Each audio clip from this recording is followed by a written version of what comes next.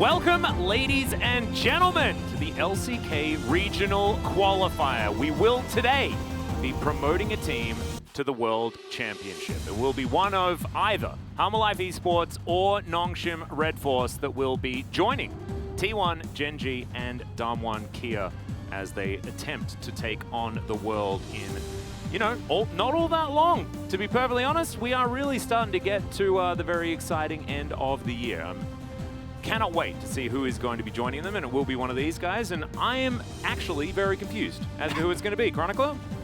Normally, I'd be happy to try and take away some of the confusion, but I am confused with you. Oh, no. Because we don't really have an idea what's going to happen here today. Because if you look at Nongshim, yeah, they're 0-5 in their last couple of games, but that's against Damwon. Damwon beat basically anyone all the time. So we don't really know how good Nongshim are.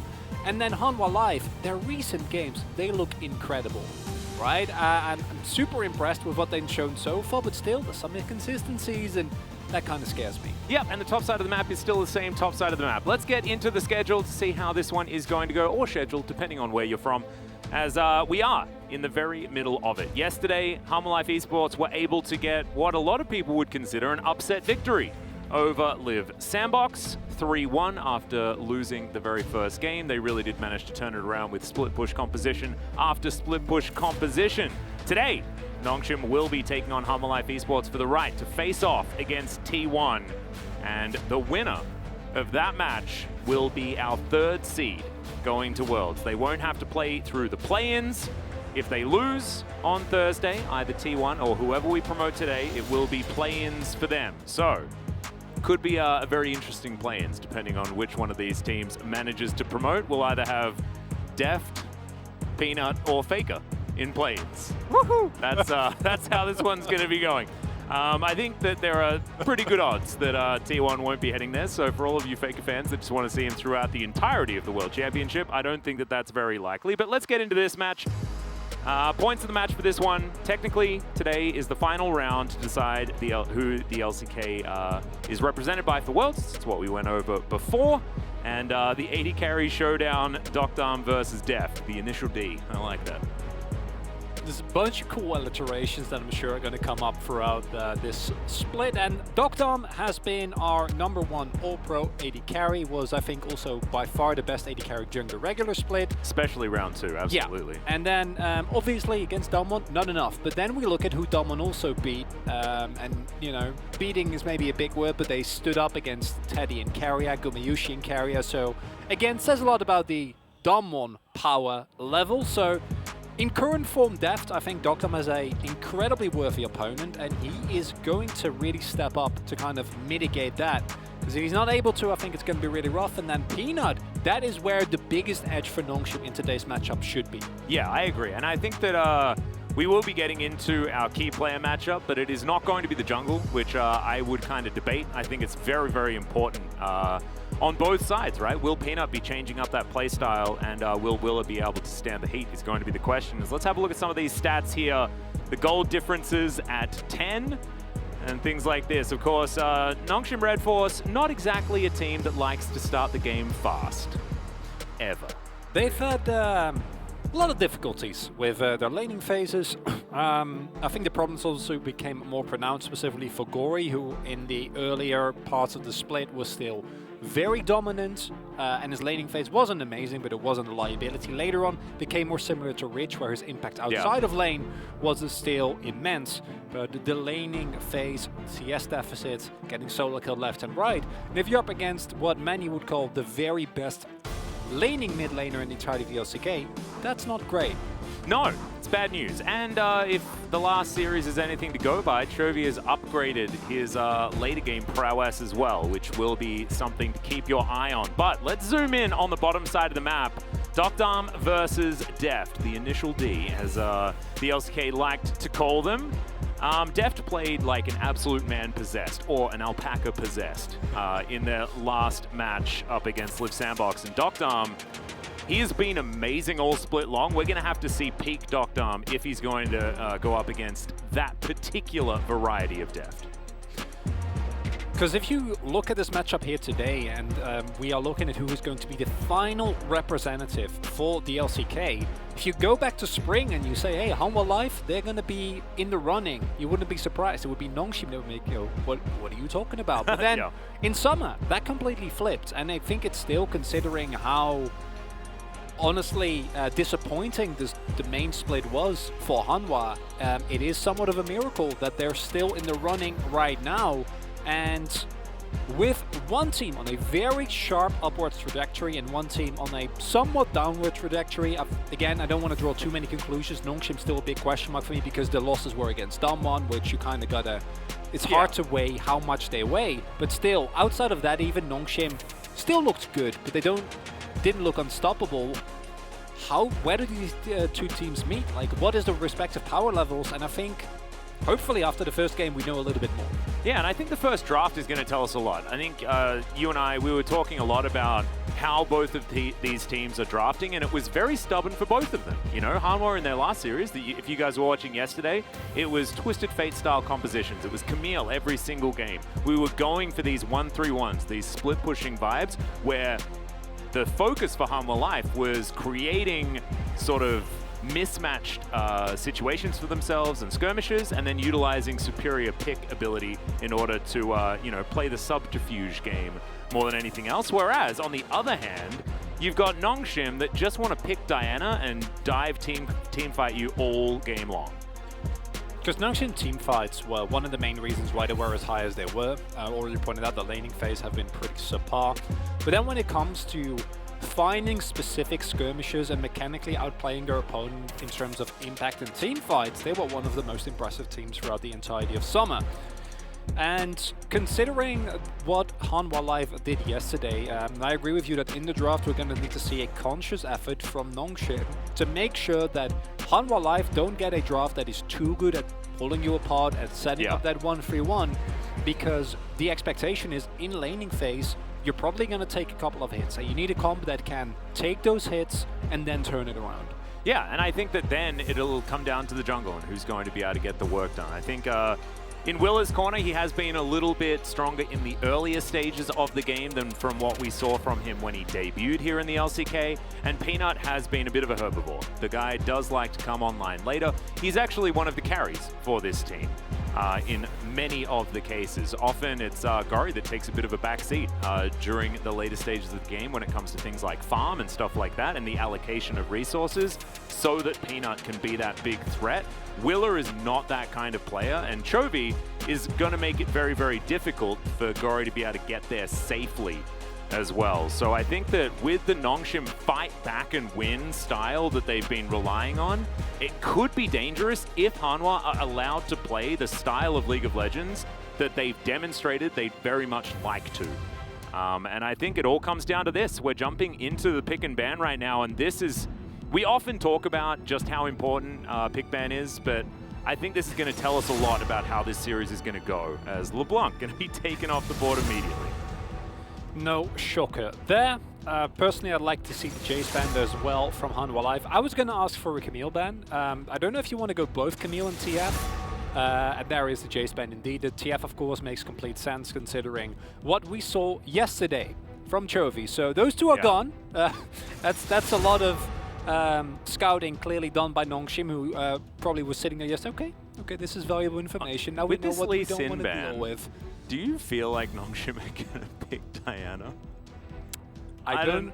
For some reason, it's just telling me that. I'm hoping that maybe I'm sensing something that's not actually there. I hope not. Because I do want to see a different, you know, a different arrow notched in this Nongshim bow, as there's the Aurelia to be taken away. So, Renekton available. Certainly good news. And the Aphelios is too. This is Doc Darm's absolute best champion. He was undisputed our best Aphelios, really, truly representing many years above the amount that he's experienced so far on planet Earth.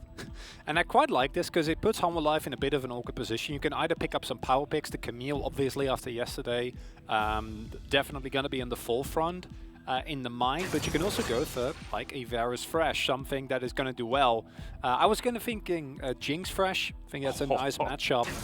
Okay. It's a completely different approach, though. Hanwha, they're like, oh, well, Fate played some really good Azir yesterday. That was really rough for us to deal with in game one.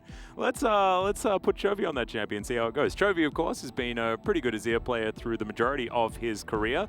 Has been want to side lane and sit in the mid lane a little bit more than our other Azirs that have been rotating a lot more, and I'd like to see a bit of that from Chovy as well, as Peanut hovering the best champion but isn't going to pick it, as the cannon will be locked away and Gary Silas being considered. I really like that. I think it's a great pick into the Azir, and more importantly, it's a pick that Gory mechanically is absolutely insane on. Here's a shout out to Showmaker. I wouldn't mind the Trundle pickup as well. The flexibility is still available. You can flex it towards the bot lane, or you can give it to Peanut, which would also, and I think this is a good look for Nongshim, incentivize him to make some moves on the map early.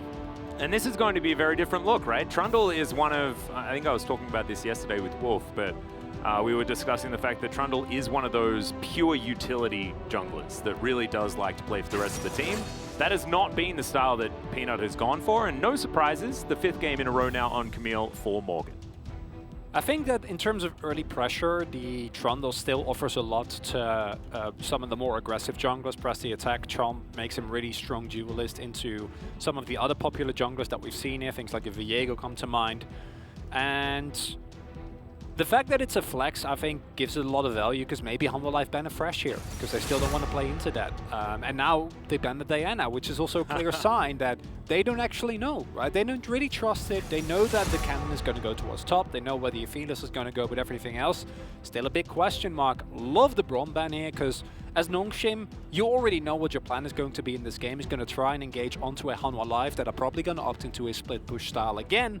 And if you try to do that into a Varus with his ultimate and a Braum Azir, it's just never working. So, big fan of that. And Nongshim is pivoting in draft, which is something that they were very apprehensive to do against Damwon Kia.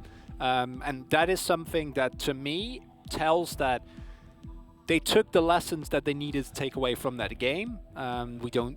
We saw Peanut hovering nearly for a little bit, and it would be very Nongshim to just lock that in with a Renekton, and we would not have been a fan of that. So I think that what we're seeing here from Nongshim, quite enjoy it. No, I like it as well. Alistair going to be taken away from Vista here, who still has a lot of different champions that he can pick up. The Leona is certainly standing out a little bit here. Interesting that it's the Alistair that they decide to take away instead of the Leona that has been so very strong on this patch. But still going to leave that one open. 10 seconds to go, and it will be the Leona that is going to be locked away. No surprises here. And they're going to counter pick, or last pick at least, for the jungle. I don't mind that as much, considering that it's probably going to be the fresh lock in here from Nongshim, and I think you'd rather play into the Leona, a bit more telegraphed with the Zenith Blade than the Alistair would be. Provided they do lock that in and it's not just Trundle support, which of course we don't actually have an answer to yet.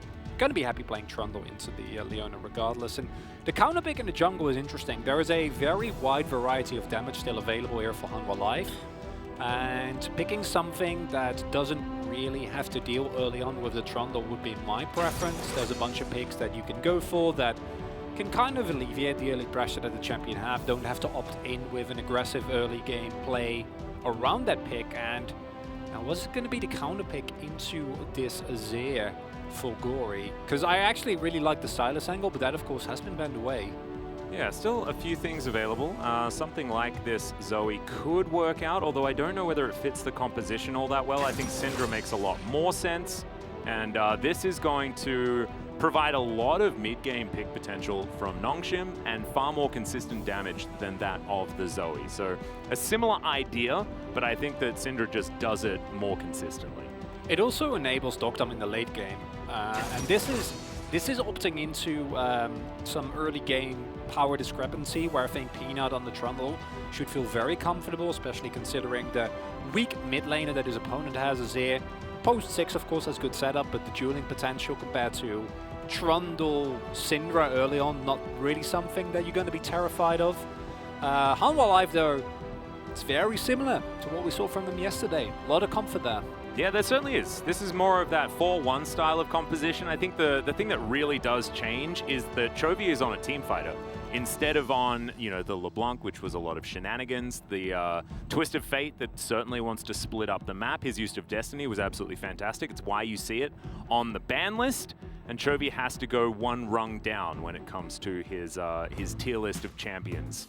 As yesterday, it was 2 games of Twist of Fate and 2 games of LeBlanc. So Gori going to have his work cut out for him. I think that Azir still has a pretty dominant early laning phase when it comes to, you know, controlling the minion wave and things like that. So it's not going to be freedom.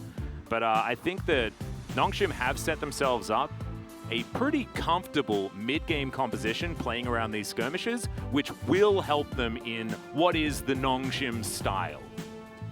And the key question is, how are they going to get into that late game? Because with the Aphelios, generally you'll have a lot of power, but into Azir and the lethality varies respectively. The question is, how much of that power can you actually utilize? And it's somewhat beneficial to Nongshim that the rest of Hanwha still wants to go in. Might provide some opportunities for Dokdam. Well, we'll just have to see how it goes. Very interested in what all of you guys at home feel about this series. Who do you think is the strongest out of Nongshim and Hanwha Esports? Because I'm personally at a loss. I think when you have a look just holistically, Hanwha finished the season 8th. They should not be the favorite here. And Nongshim were very, very close to getting first place in the LCK. They could have done it if they won their very last match, which was the very last match of the summer regular season. That's where these two teams ended. However, we look at the last series that Hanwha participated in, their last series of the regular season, which was against T1, and a 2-0 victory. This is a team that is starting to peak at exactly the time that they need to if they want to make that last-ditch effort to get towards Worlds. The question really remains, is it going to be enough against Nongshim?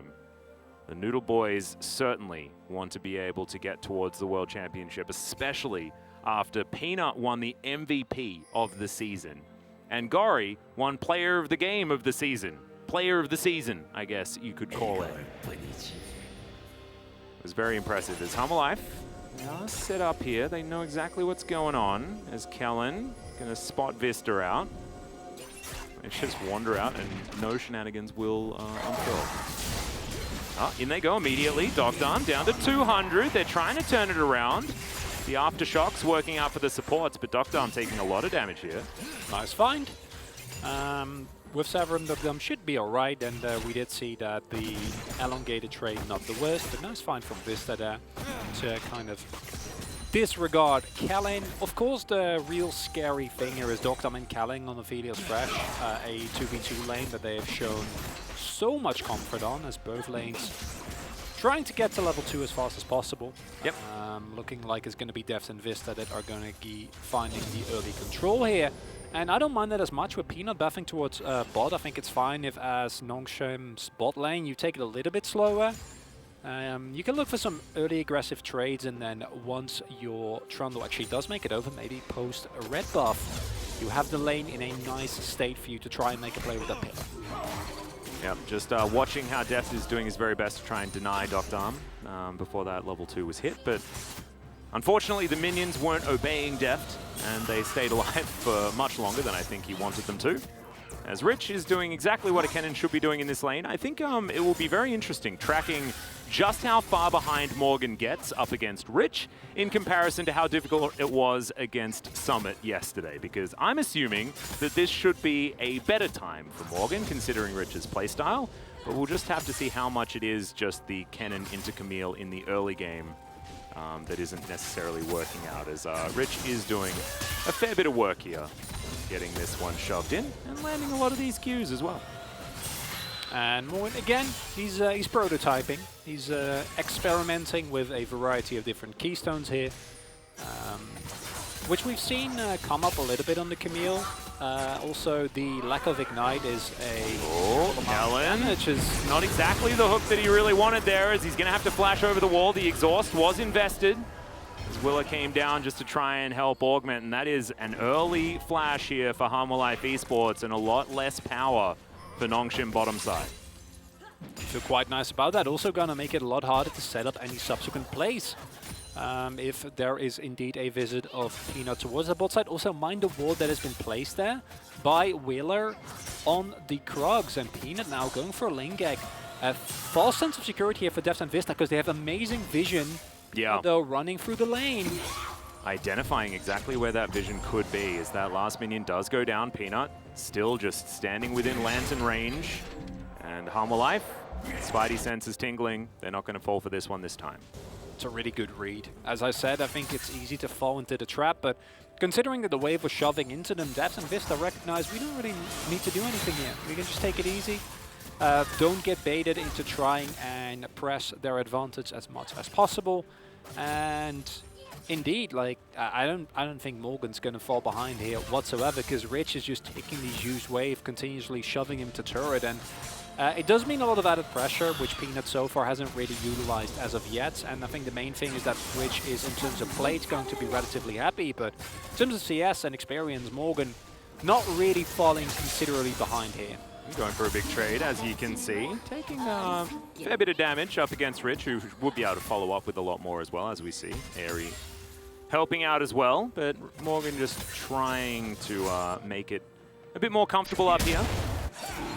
There's Willa starting an early Drake, 5.5 minutes into the game, just outside of vision, I believe, but they are pinging, so they know. And Willa is going to back away. Potential leash, as the Peanut is there, but it will eventually reset. And there is a control vision here, so Nongshim not going to start this one up, as Willa's going to smite himself back up to pretty close to full health. No actual action. Both teams like, do you want to go for Dragon? No. Do you? No, Not right now. No, I'm not feeling it. I'm just going for a little walk. Morgan now starting to get bullied a little bit more. Rich also teleporting towards the top side for additional lane pressure. Ooh. Picked up his Hextech cookie, I think. You prefer the Hextech cookie, yes indeed. To refer to it, which means the short trades for Rich is going to feel even more oppressive, which is quite nice. Morgan also teleporting, so no possible collapse here on this bot side, and looks like Humble Life are just going to pick themselves up a dragon for free. Yeah, that's what it looks like. Pretty comfortably, as well, as we can see. No smite required. Def just throws a piercing arrow there. He's also hit his spike for the early stage of this lane with the Serrated Dirk now completed and cresting the level 6 mark right now. Hanwha certainly looking like they're in a pretty good spot at this point in the game. I think that it is going to be, you know, more closer to around the 15-minute mark where Nongshim can really start getting some work done, but I'd like to see some focus on that on the Rift Herald, because opening up the map will be so valuable for Nongshim. Yeah, I actually feel like Nongshim, outside of that bot lane specifically, should have the possibilities to try and push a little bit more. But with the flash still unavailable for Kalin as he goes for a hook, we do see that the bot lane is playing fairly careful, and I'm actually really liking how Hanwha Life is playing around the waves here. Morgan, yeah, the CS deficit is becoming slightly big. I think if he can keep it at this, it's fine. If it keeps enlarging, and obviously it's going to become a big problem, because then Rich is going to have a really big window in which he will have his mythic finished, and Morgan is still sitting on a complete lack of items. But outside of that, I think either team aren't unhappy with the lack of action, as both junglers are like, yeah, we're both here. Just a lot of that scrying one another. Yeah. Just a lot of scrying happening. I do like this though. The one downside is that, of course, this is a full rotation. Meaning that, especially without teleport, oh, okay, great call, because they recognize no Deft and Vista, they're going to keep shoving, so we're going to have to rotate at least partially, but with the bot and mid prior, I think you can just get the Herald here as Nongshim for free.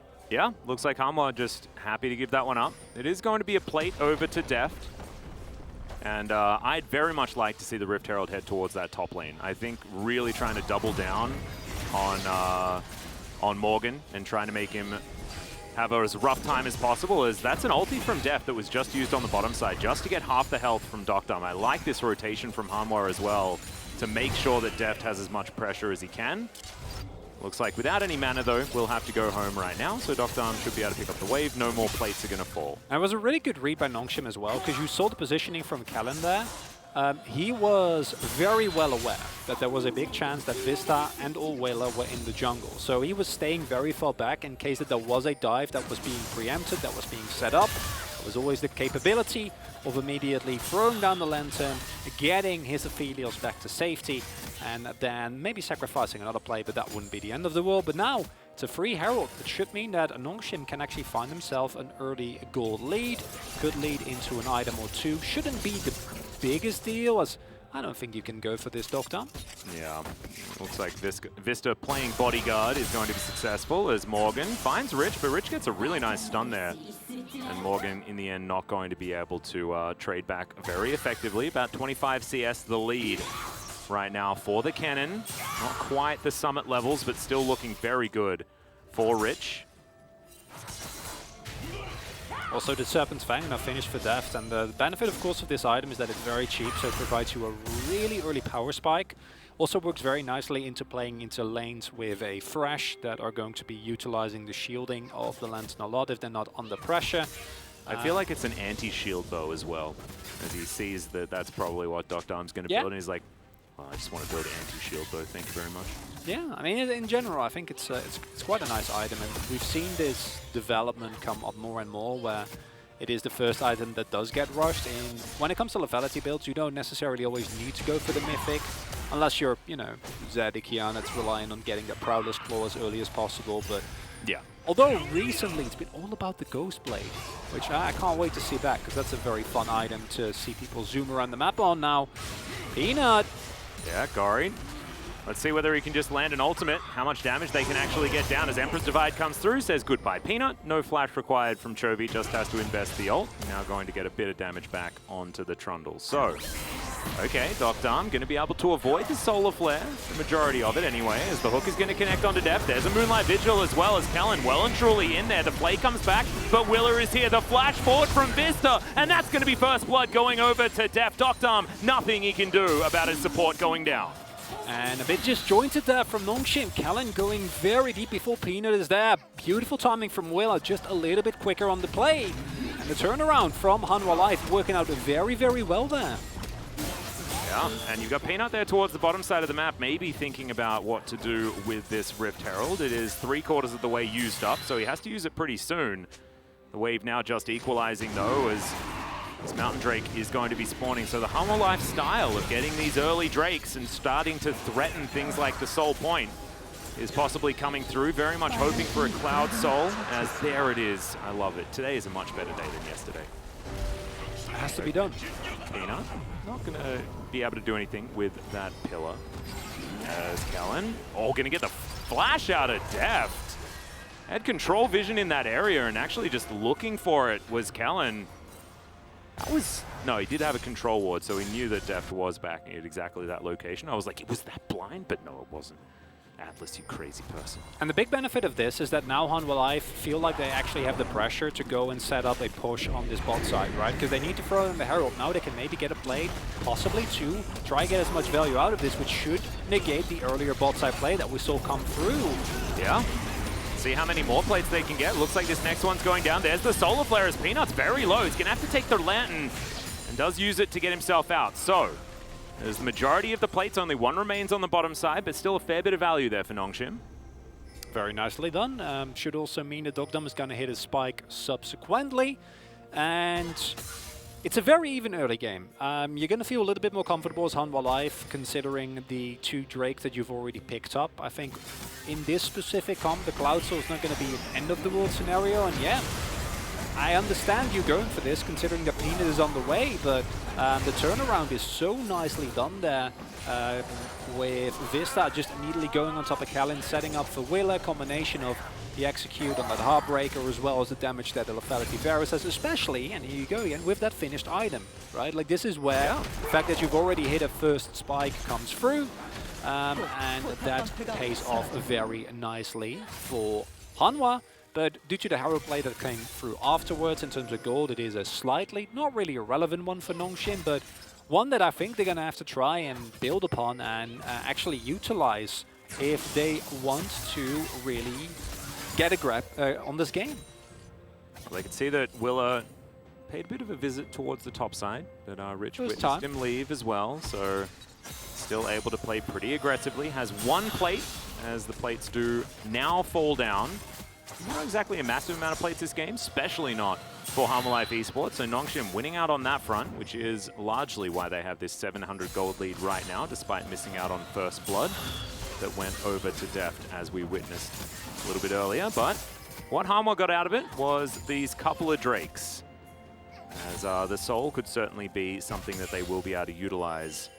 As you say, not exactly the most amazing Cloud Soul team, but Solar Flare coming up more often, and Chains of Corruption, things like that, non-committal CC options, certainly going to be good to have more access to. It's still nice, but it is, I think, a scenario where even though I wouldn't be the biggest fan of it, as Nongshim, you can also say, we'll let it go, and it won't be the end of the world. In a lot of cases, if they get a specific type of soul that can basically see you out of the game, won't be the case here. First Turbot, though, would be really big. It is, again, Peanut going for that topside Herald.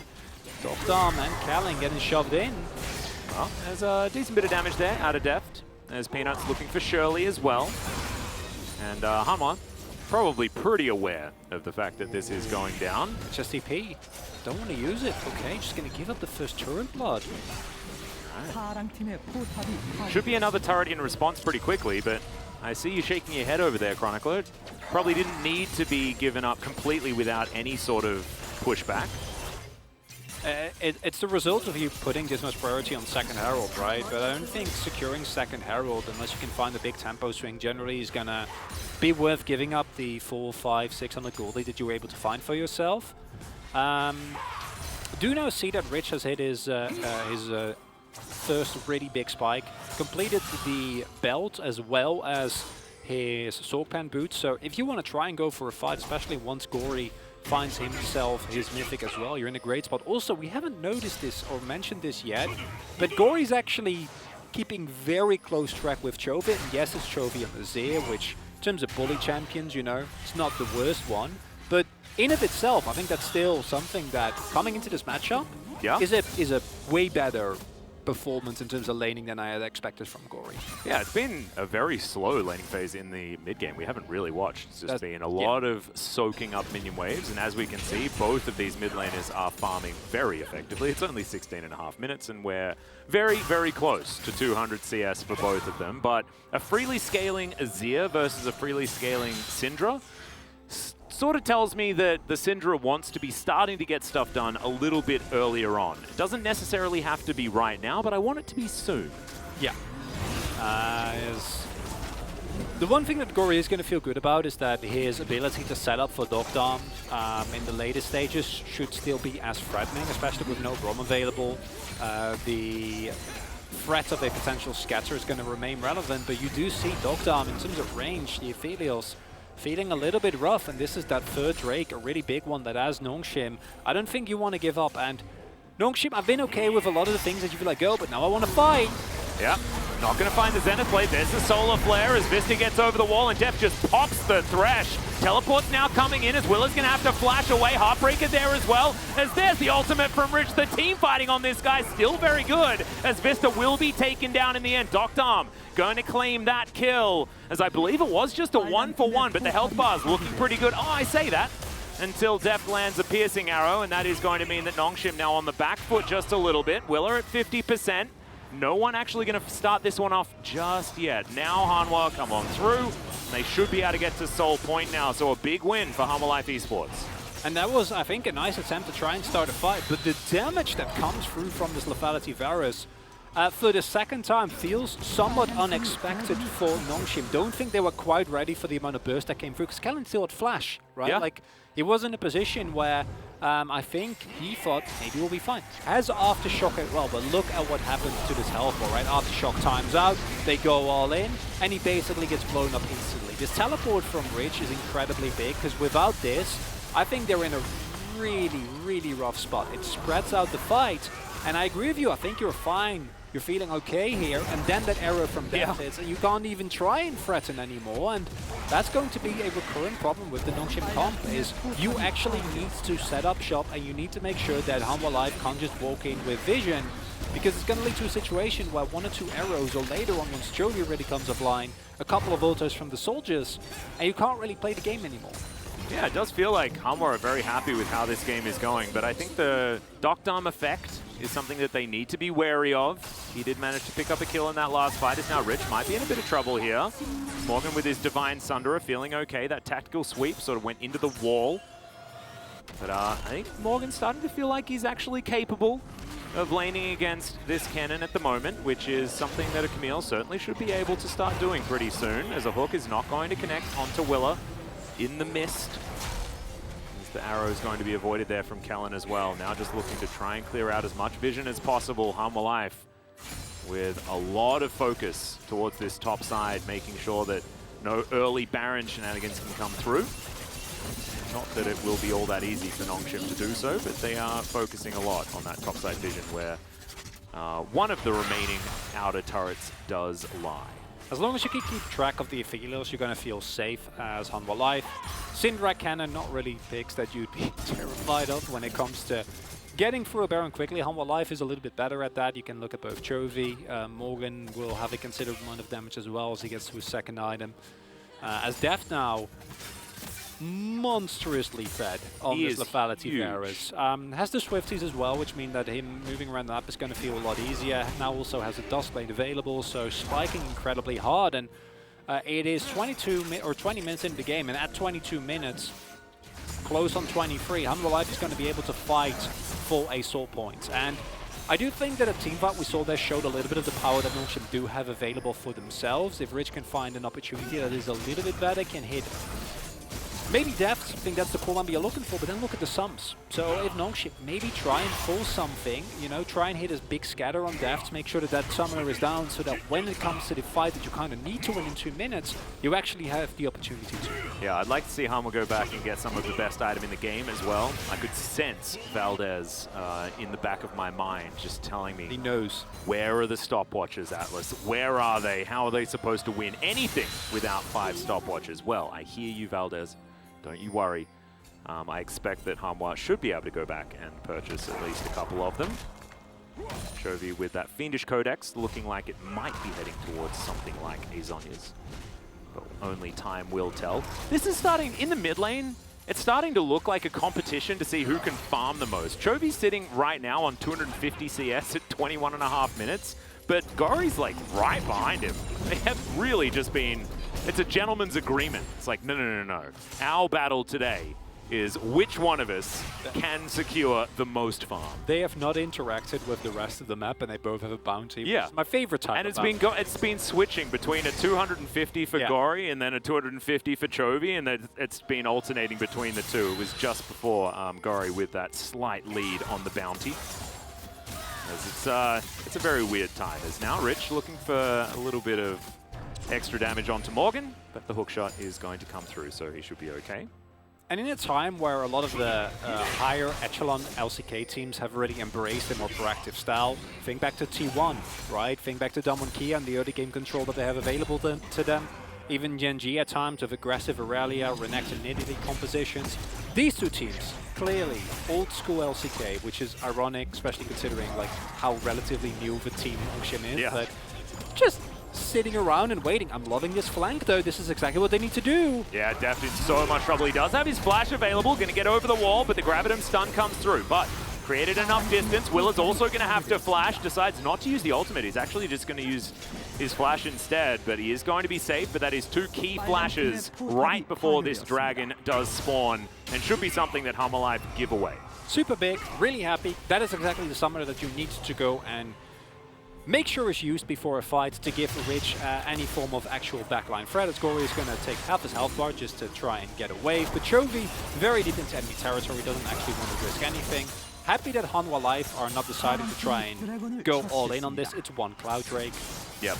It doesn't really matter as much. Although, to be fair, we talked about the threat of Nongshim, or Hanwha Life rather, stacking a couple of Cloud Drakes. Might I interest you in a cannon with a Cloud Soul? Because that's not... A quad Cloud Drake Cloud Soul as well. That is just beautiful. Think about how many times... Like, Gori might be able to ult twice in a team fight. That might be a thing that's possible with 4 Cloud Drakes. That would be frightening. that shouldn't be a thing. No. But in the wondrous world of League of Legends, it's a definite possibility. Isn't it beautiful? Runeterra, just what an interesting place. As Chobi's got his Cosmic Drive, decided to turn his Fiendish Codex into that. Not worried about that one whatsoever. Doesn't want to get a stopwatch for himself. As one has been picked up as Deft. Going to get the cleanse out of Doctarm. You take those trades. As now it's a bit of a siege. Only a couple of minions here as Chovy just conquers some sands, and that will help him get out of the way of the hook that was coming through from Kellen. And this has been, it's been a pretty slow game, Chronicler. How dare you? I don't want to beat around the bush or anything. How dare you? This has been somewhat of a classic LCK lull state situation. Which is okay, because after the final was anything but the lull state. And I kind of missed it, you know? It was almost too crazy. So now we're really settling back, chilling out. And let's just experience it and enjoy this time on Summoner's Rift until at about 40 minutes we have a team fight and the game's over. Cherish what you have, yeah. You know, not what you want. Ooh, Peanut took a bit of damage. Never mind, continue. No, you're right, it was a bit of damage. But why would we want to follow up on that? There's risk involved with that, and it's easy to joke around, but it's important to realize for these two teams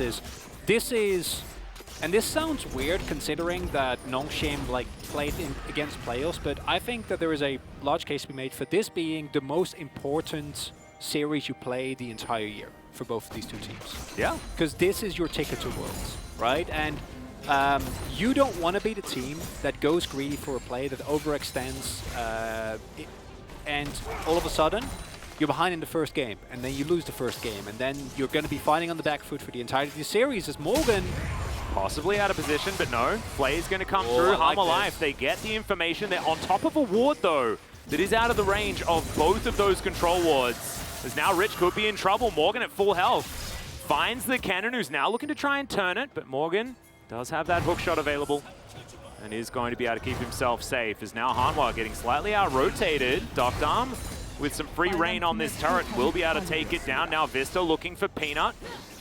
Okay, no Zenith Blade going to connect, and the Pillar of Filth comes through. Hook not going to land either, as that's a teleport, an aggressive one as well, as Willa heads into the mist, and Rich just gets out of there. Kellen going to get slowed down by the Solar Flare, as Morgan looks for it, finds the stun with the hook shot. Kellen goes golden, a 4-man Moonlight Vigil, though, is going to do a lot of damage, as Rich ulties, but doesn't really find too much. Morgan goes into his stopwatch, and it's 2 kills now for Harmwell Life Esports, who are now looking to turn it. There's the Heartbreaker onto Peanut, who's trying to run this one out. Vista falls down, but the resets are coming through, and Doctarm trying to hold on to this one. Flashes over the wall, but Def finds him with the hail of arrows, and Rich now, the last man standing. There's no Drake to take, but how about a Baron or some turrets here, Harmwell Life Esports?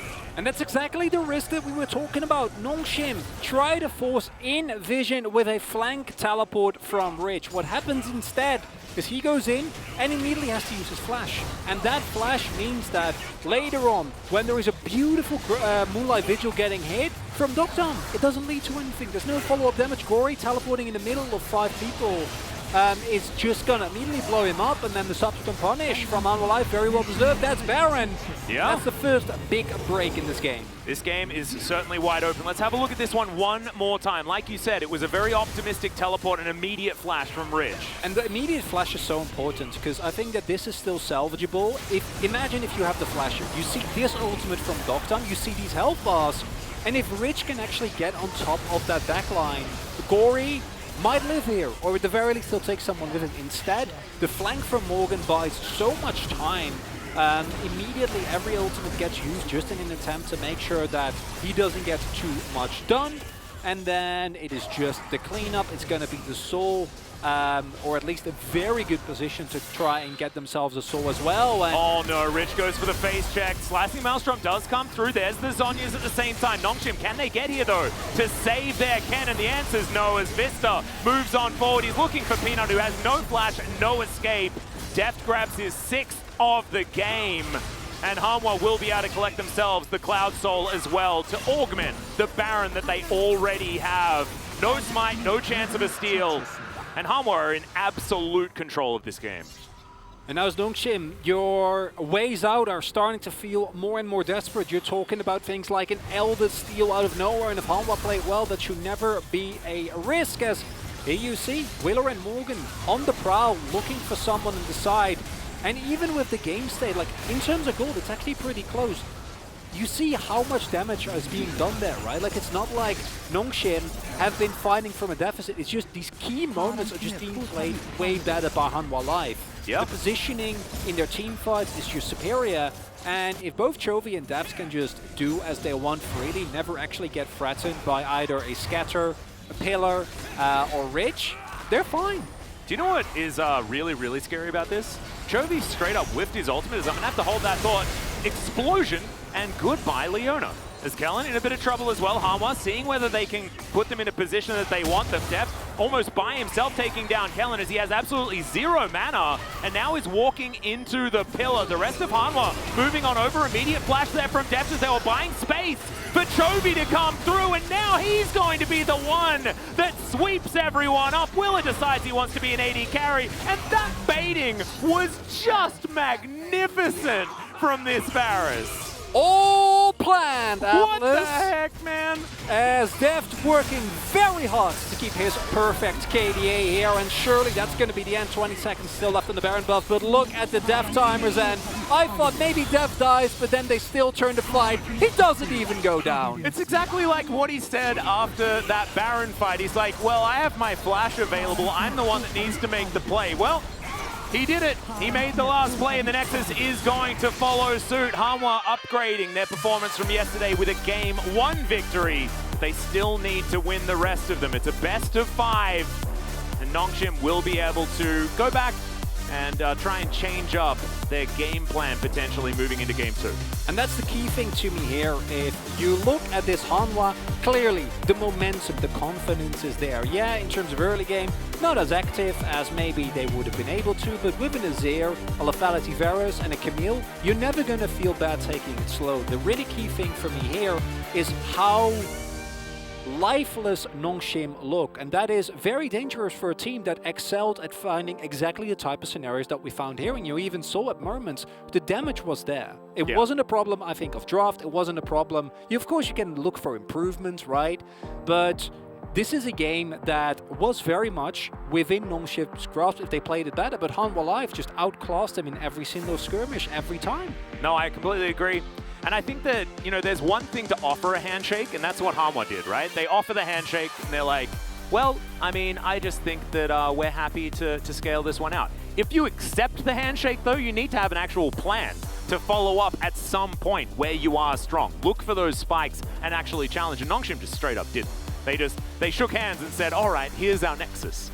And that's not how you win the game. I was so impressed that I forgot that we don't have POG votes, and I already like scrolled down my Deft POG vote and I put it out. It was like, why is no one? You're not allowed to do that. Chovy's in the game. Come on, Atlas, you saw that. You saw that lethality, okay, Varus. Well, you're going to have to spend the break repenting, my friend.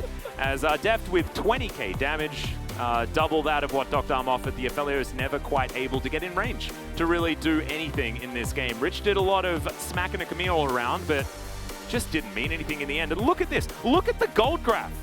We were flatlining until immediately we have one heartbeat and Nongshim died. That's what happened this game. It was pretty much no rush 27. And then Nongshim decided to win the game. And like I said, Hanwha Live out-executing as Nongshim. Draft is one thing, but I need to see the fire that made this team so good. I need to see that explosiveness. I need to see more decisiveness. Don't be scared by the pressure that's on this match. Yeah, maybe it's just Peanuts Graves that has to come out, and we'll see whether he can get a hard carry performance. Whatever it is, we want to see a change from Nongshim, and let's see whether it can happen in this short break as we gear up for Game 2.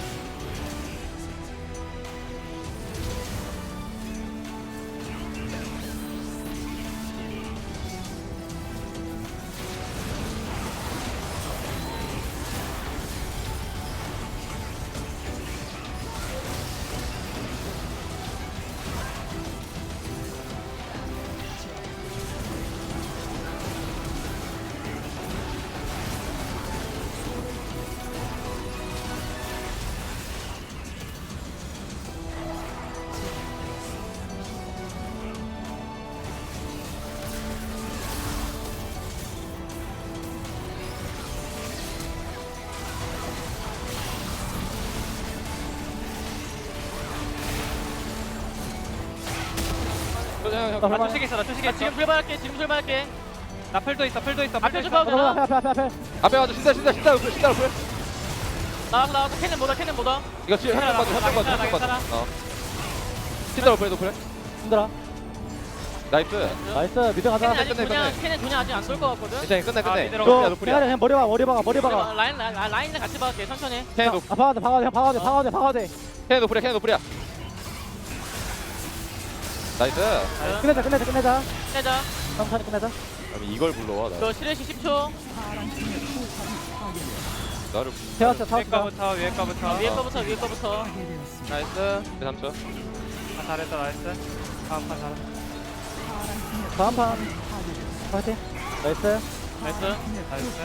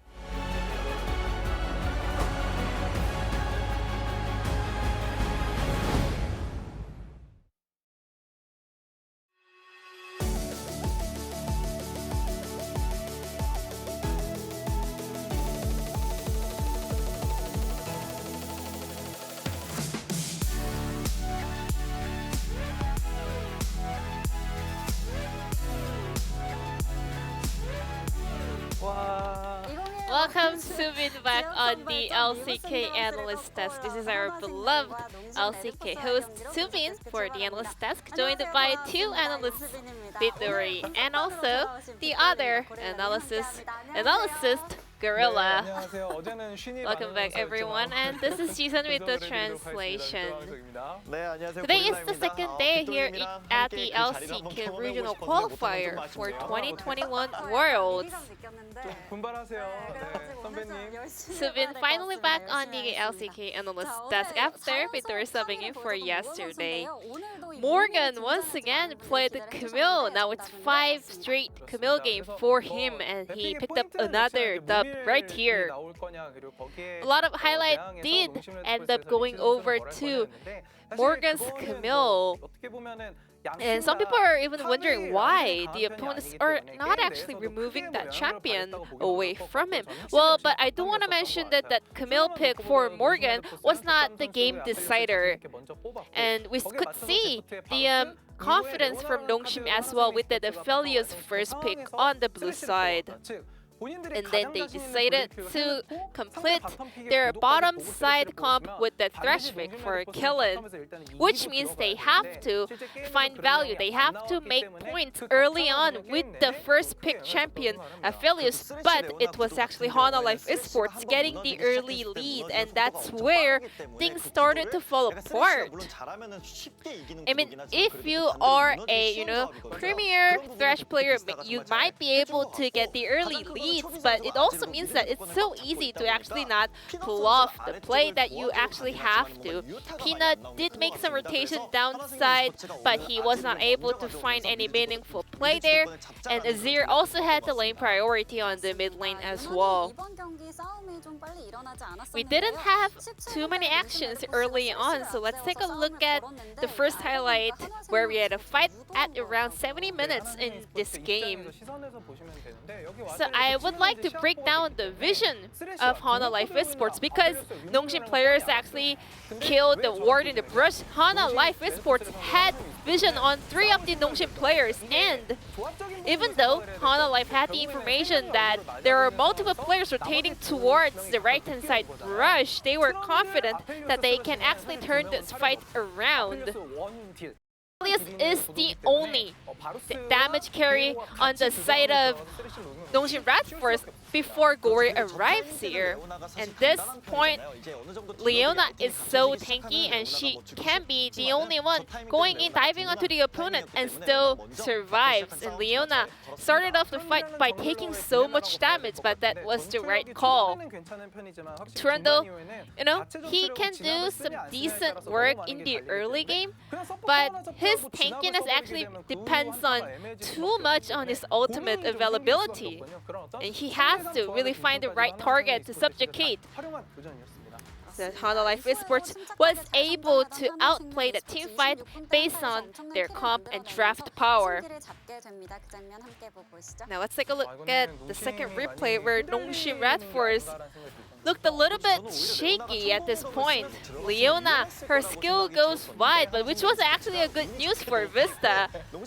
If she actually followed and tagged along the Nongshim players, this could have been a very dangerous play for Vista, but luckily he finds a way out by not landing his Zenith plate, and then the decision making from the Nongshim players were a little bit split. Some of the players are focusing on the fight on the mid lane, but some are focusing on the fight happening on the right-hand side of the river.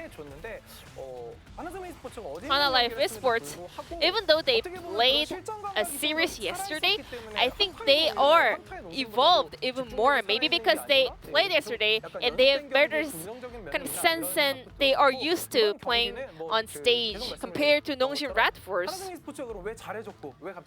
You know, Hana Life Esports, they are indeed becoming better and better, and that's mainly because of Deft. Deft is slowly coming back to his peak form, whereas Tokdam and Kellen couldn't really find their standings, their appearance, their presence in this game. Yesterday, you know, Deft was the one actually being the one-man army, you know, walking towards 4 and 5 enemies and surviving to salvage the game for his teammates. And this match is about finding a spot at Worlds. Hana Life Esports, they are on the up and up, so let's see Nongshim, if Nongshim can stop them. Welcome back to the caster desk, ladies and gentlemen. Thank you so much, Jisun, for the analyst desk translation. And yes, we all, I think that the pews are emptying in the Church of Chovy. I think the church across the road, the Church of Deft, is really starting to get a lot of new people. It's not a church, it's a petting zoo.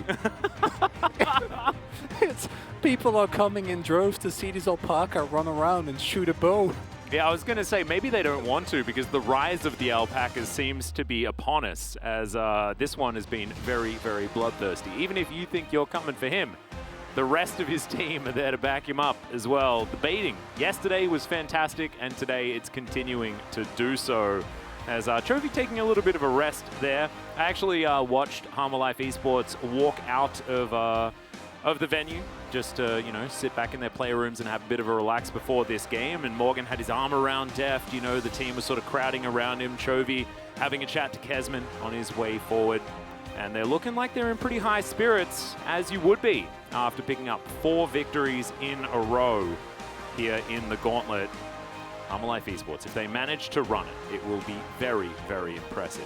There have been a few teams that have been able to start from the bottom and then make their way up, but it's definitely a difficult thing to achieve. And now they're finally up against a team that is seeded higher than them in it. And winning game 1 isn't necessarily a sure way of finding victory. Here in this particular tournament, if you win game 1, you're guaranteed to lose chronically. Did you know that? 100% of the time. 100% of the time, every time. Sample size of 1, my personal favorite.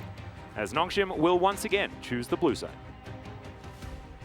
And it is easy to, as we pointed out, go, but so Nongshim, that was at times the first seed for the LCK, or the first place team rather. Yep. Are losing to the 8th place team. And yes, while that is looking true, of course we need to, the reason why Hana Life is where they are in the first place is because they actually did really well in spring. And we know that this team was better than what they did during the entirety of summer, which was one of the reasons why I think everyone was also very sad and frustrated. I think we were frustrated because we knew, like, we talk about teams that are good being better than the sum of their parts. I think Nongshim during the regular season was that team, right? They had a bunch of rookies. They had, you know, players like Kellen, who was never really able to fill the big shoes when he was over on Genji, things like this, but then was really starting to come to the fore.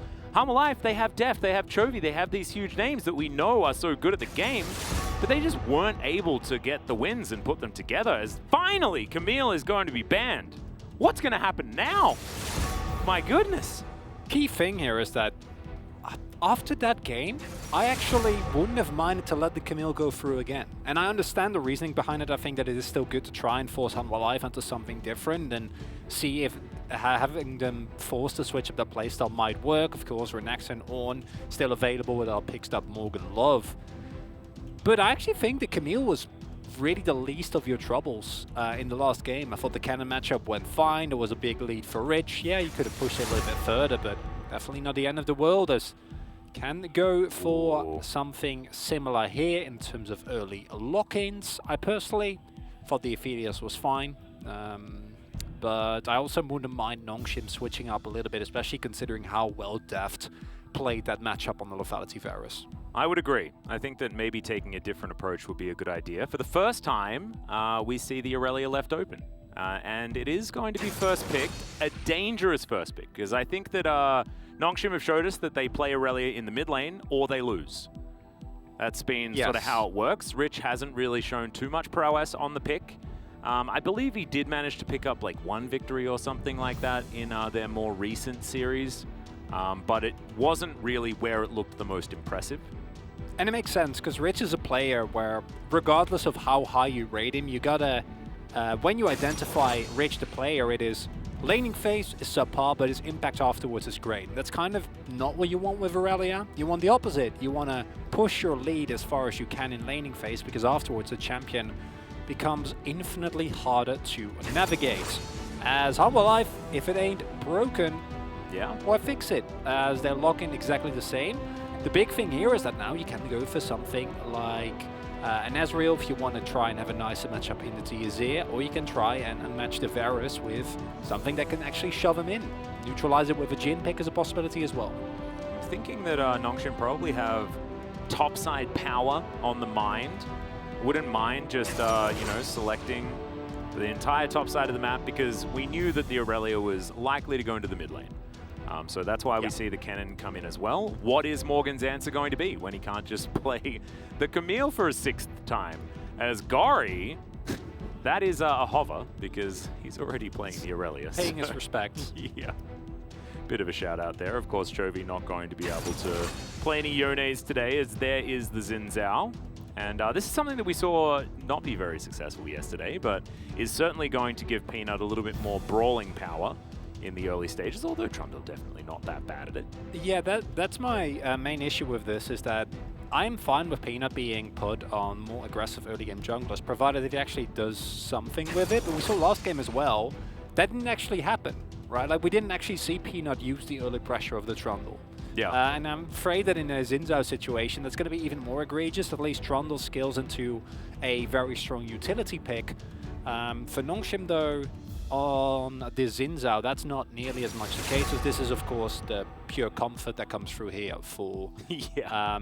Honestly, for Morgan, it's that or Ornn is like the 2 big picks that you think about. I like. I feel like it's he's a Renekton player or a tank player. Yes. That's Morgan, and I like him on Renekton more just because he does more stuff, especially in the early stages of the game. Is Nidalee going to be taken away from Willa here?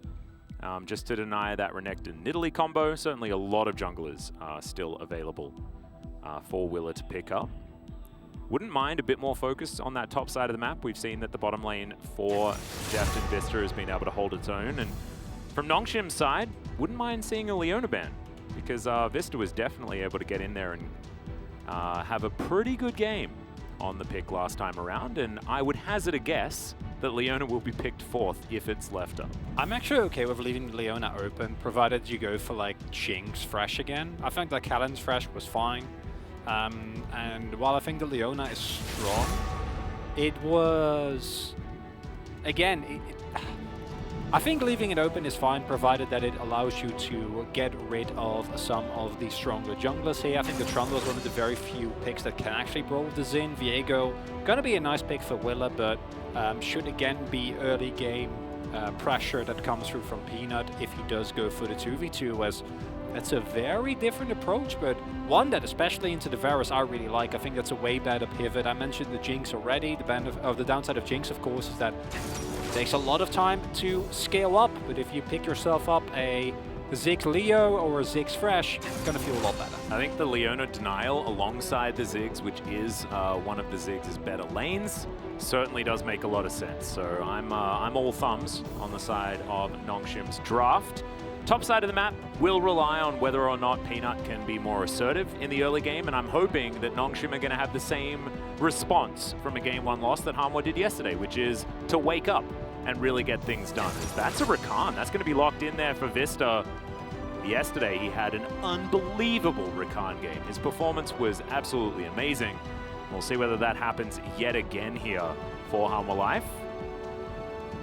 I do like the Rakan pick in that it provides you with an incredible amount of mid to late game engage, which I think is a good look for Hanwha, even though into Nongshim's comp it generally shouldn't be as possible. Into Ziggs, I quite like having on-demand hard engage available. Of course, the downside of this is that your laning phase is going to be much less threatening than it was with the Leona. Varus Leona, so much damage available, a lot of lockdown, and while the Rakan is also able to engage, the setup is not nearly as good, there's not as much tankiness, there's not as much damage available that the Leona provides. And overall, still feel like these drafts are relatively even, kind of reliant on how well can Gory and Peanut do in this 2v2, because that power that they have there is incredible. Dogdom should just be fine on his own, but can they actually push it? Because last game, the inactivity from Nongshim proved to be their downfall when the late game execution wasn't up to par. Yeah, and I also just want to see less of a flatline type game. I don't want to see the Resident Sleepers in chat, and not just because I don't want to see them in chat. I want to see no Resident Sleeper games. I want to see some more excitement, some more fire, especially from Nongshim, because once again, you've got Chovy on the Azir, happy to travel towards the later stages of the game. Of course, Renekton not going to be that inevitable factor that the Camille does offer, but it's a very similar looking style of composition here from Hanwha, just lacking a little bit in the side laning. So let's just hope that Nongshim can get Gori online, can make sure that this Aurelia can pop off, and that Peanut is able to get around the map, get stuff done early. That's my hope. That's my dream. Vista already starting things off. Callan gonna go down to about 50% before he does get out of here, as the orb will just bounce by majestically. If they had full vision, probably could have just chased that. But need to respect not knowing where Rich or Peanut are. Need to make sure that you don't actually walk into multiple people early on. Chovy also switching up his runes, going for the lethal tempo. Last time went for the Comet, which in the matchup at the time I thought was fine. Into rain matchup, it does provide you with some reliable poke. This, of course, when it comes to late game, mid game, teamfight DPS, the clear favorite. And I gotta say, in terms of 2v2, obviously Morgan and Willa together are very, very scary. The chain and power W from the Renekton combined with the stun from the Viego set up for some early pressure there is quite nice, as Morgan will get spotted. I think he wanted to pull the wave there a little bit, but actually missed out on getting the aggro, unfortunately. As he's just going to come through and cue the wave and see whether he can start this one off as aggressively as possible. As Gori dashing around in this lane already, stacking up that Ionian Fervor quite nicely, as Chovy just going to zap him with his Emperor's Staff. And that is going to even out the trade just a little bit. Another hard engage here towards the bottom side of the map is already Dogdom has to flash. This is one of the dangers of the Ziggs, not necessarily super powerful level 1. And it is already going to be the punishment coming through. And speaking of which, Chovy doing the same thing in the mid lane. And really big there is the fact that Callan had to use his level Eclipse, level 1. Because he had the Eclipse, he was unable to stun Deft there. And if Deft is stunned, the moment he walks up there, he doesn't actually get to do his damage. And he's completely fine. Instead, what we saw happen is Callan walks up, presses W, and Deft is like, well, I can just ignore you because you're a level 1 Leona, and that's an early flash force, which should put additional pressure. Now, it is Ziggs, should still be relatively safe if they're able to keep track of Willer. Dogdom has teleport available as well, so it's not the end of the world, but it's still a nice little view into what a level 1 pressure play from Hanwha Life can really lead to, because it basically just got you a free summoner. Yeah, it's really nicely done. Let's see whether the punishment continues here from Hanwha. Wouldn't mind an early visit come through from Willer, as it's a decent little walk-up stun from Callan, who only has that option, no Zenith Blade just yet, as Shield of Daybreak was taken second. We're just chilling. Gori actually having to lane a little bit here at the moment against Chovy, who really did just let it be a farm fest in game number 1. A different story when you're facing the Aurelia. Chovy is really trying to double down, but it's not really helping, as in goes Vista. Willer is in position as Dogdom. No flash, but no stun will connect. Dogdom still down to 100 health. One more auto will do it, and Deft picks up first blood yet again. And there you have it.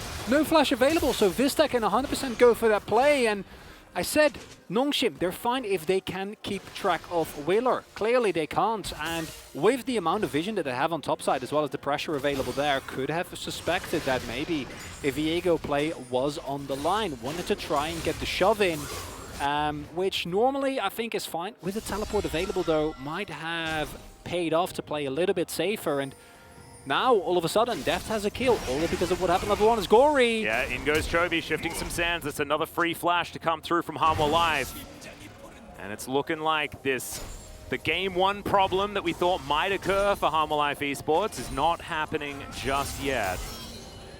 They are continuing to look very, very strong. Maybe even more so and earlier here in game two. But 100% of the series has... I know! Like, I don't get it. Sometimes the stats aren't 100% correct. It's ridiculous. I can't believe it.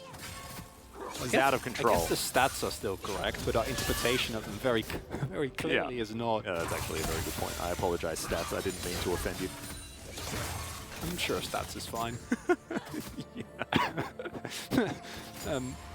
And one very familiar thing that we saw in last game as well, and we are witnessing here again, is that Rich is bullying Morgan. Not as much as last game, makes sense of course. I think the Renaxon has a little bit more all-in threat compared to what a Camille does into the cannon.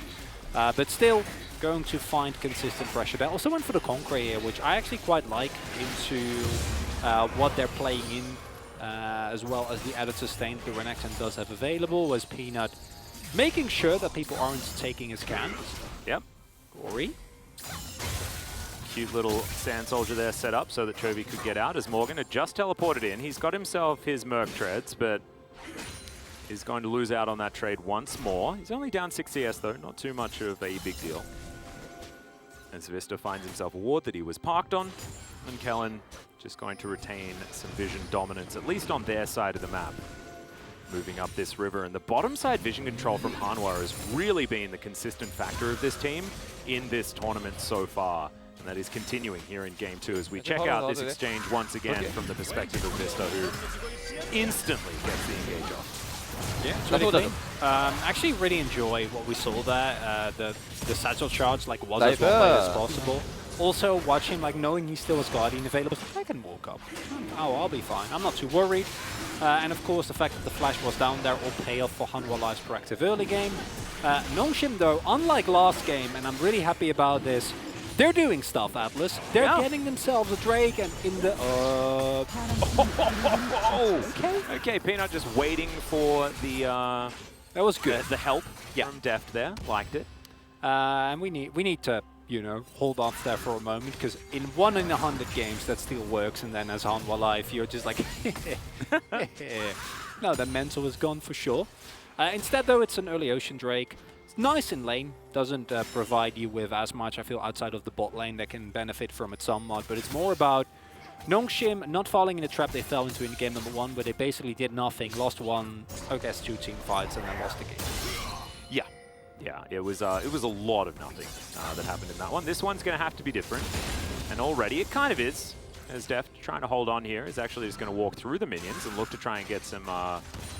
damage done onto Doctarm, sort of ignoring Kellen and what he's doing here, but flash available once again for the Ziggs. They are just going to get pushed back all the way underneath their turret.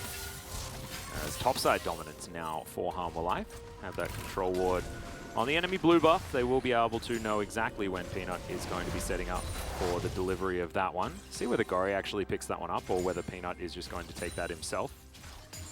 As Deft now just looking for his own reset. And now, with 5 seconds until the Rift Herald comes back up, looks like we are going to have that rotation over, and Ziggs just heading straight back down towards that bottom side. It looks like Nongshim not going to look for a Rift Herald this time.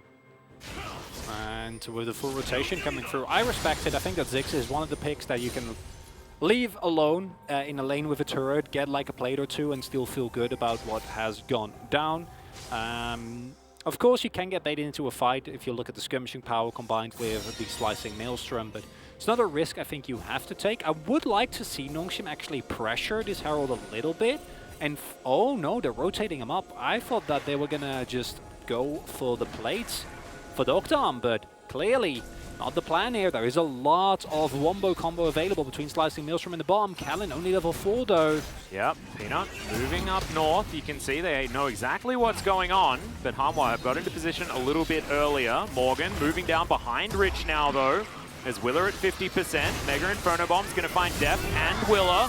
As now Gory taking a bit of damage. It's a good grand entrance though onto Kellen. He's not dead just yet as the Battle Dance comes through. 4 people hit by that piercing arrow, but it's not actually going to do too much as Nongshim just chasing after Morgan. They're going to give up on Shelly, and they just feel like they don't have the health bars for it. So, no kills, and Hanwha just take away the Rift Herald. And that's a worst case scenario for Nongshim, and really nicely played. Deft again, this lethality Varus just finding so much damage in these skirmishes, and a couple of mis-executions from Nongshim. They're not actually able to enable Rich to try and go for a play. Gory's ultimate, that Vanguard's edge, not actually hitting anyone, because if you can play it out a little bit cleaner when that bomb does come through, you might find yourself a teamfight win and get yourself in prime position, but instead with that ultimate missing and the turn coming through on Callan, not that much available, especially once that arrow actually hits. Morgan kites back very nicely, still has the flash available, and now you can go in, but it's a really big risk that Nongshim don't want to take. Yeah, they pressed a lot of R buttons, and Harmalife did not. Emperor's Divide being available means that Rich doesn't have an opportunity to engage, things like this. They read that situation and decided that they weren't going to engage further. So Chovy now moving back into the lane, does have an Oblivion Orb first, so that's going to put his Mythic a little bit further behind, but just wanted that up against Gory with his passive and the Conqueror, of course, giving him a lot of sustain in that lane. Peanut as well with his passive also. And we're not quite falling into the trap yet, as there is indeed action, just, you know, a limited amount. But at the very least, there's more shuffling around, and this is one of the big reasons why you can go back, and then the question for Nongshim becomes, was that merely a mis-execution, or should we have not upped it into that fight? Because you were in a position where you could have shoved another wave into the turret, right?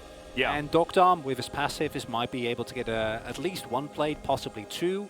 Especially if Nongshim feign a little bit of pressure on that Herald, right? Keep Deft there, make sure that they think that you're going to go for it, and then play from there on out. Instead, with that rotation, they upped into it, and I think, as pointed out, it could have worked out had the execution been a little bit crisper, but this is already a sour situation for Nongshim, because it feels like, did we make the right call? Maybe, but then the execution was bad, so it's still a worst-case scenario. And now is Hanwha, you know, funneling more gold into Chovy, making sure that he hits his Mythic as soon as possible, getting some plates there, feeling very good about that. Not actually going to get the gold though. That actually 100% goes over to Willa. Not quite in range with Chovy by the looks of things, as Hanwha going to get their first Drake of the game before we have back-to-back Cloud Souls. Is that it? Is the dream going to be a reality? It's not. It's an Infernal Soul. Some would say that that's much better. Not me. Not my favorite. As Hanwha now moving towards Gory. Does need to be a little bit careful. He just gets shoved underneath the turret. He's trying to blade surge out, but no reset for you. And Chovy just collects that one out of position entirely, was the Aurelia. And this is especially egregious considering the fact that we just saw that the Infernal Drake was taken, or sorry, the Mountain Drake was taken, right? Infernal Rift spawned. And it shouldn't be a big surprise that there is then the possibility for multiple members to move up. Peanut now maybe looking to try and make a play, but Morgan is already half health. He's not going to get baited into anything. And all these plays from Nongshim, it just feels like they lack conviction. It just feels like they're not really working out. To be fair, as Nongshim, if you're able to pick up a couple of Infernal Drakes on your Ziggs, then he can single-handedly win the game. Yeah. 싸우지 말자. But yeah, they're 뭐야, even 이래야 on 넘길게, a 이거. ward. Right, so really wondering what is going on there. Yeah, we're going to check out Chovy's perspective. Does he say anything at the end there? No, he just said, like, let's fight, and I'll just ulti Aurelia. And he did. He So, did, yeah. There we go. Man of his word. Beautiful. One thing I do want to draw your attention to is the incredible amount of vision control that Harmalife did have throughout that entire passage of play. They've been playing around where their vision is also very well, and I think this is something that they have improved upon moving between the regular season and now. Like, actually doing your vision homework is something that they had been a little bit lacking in summer.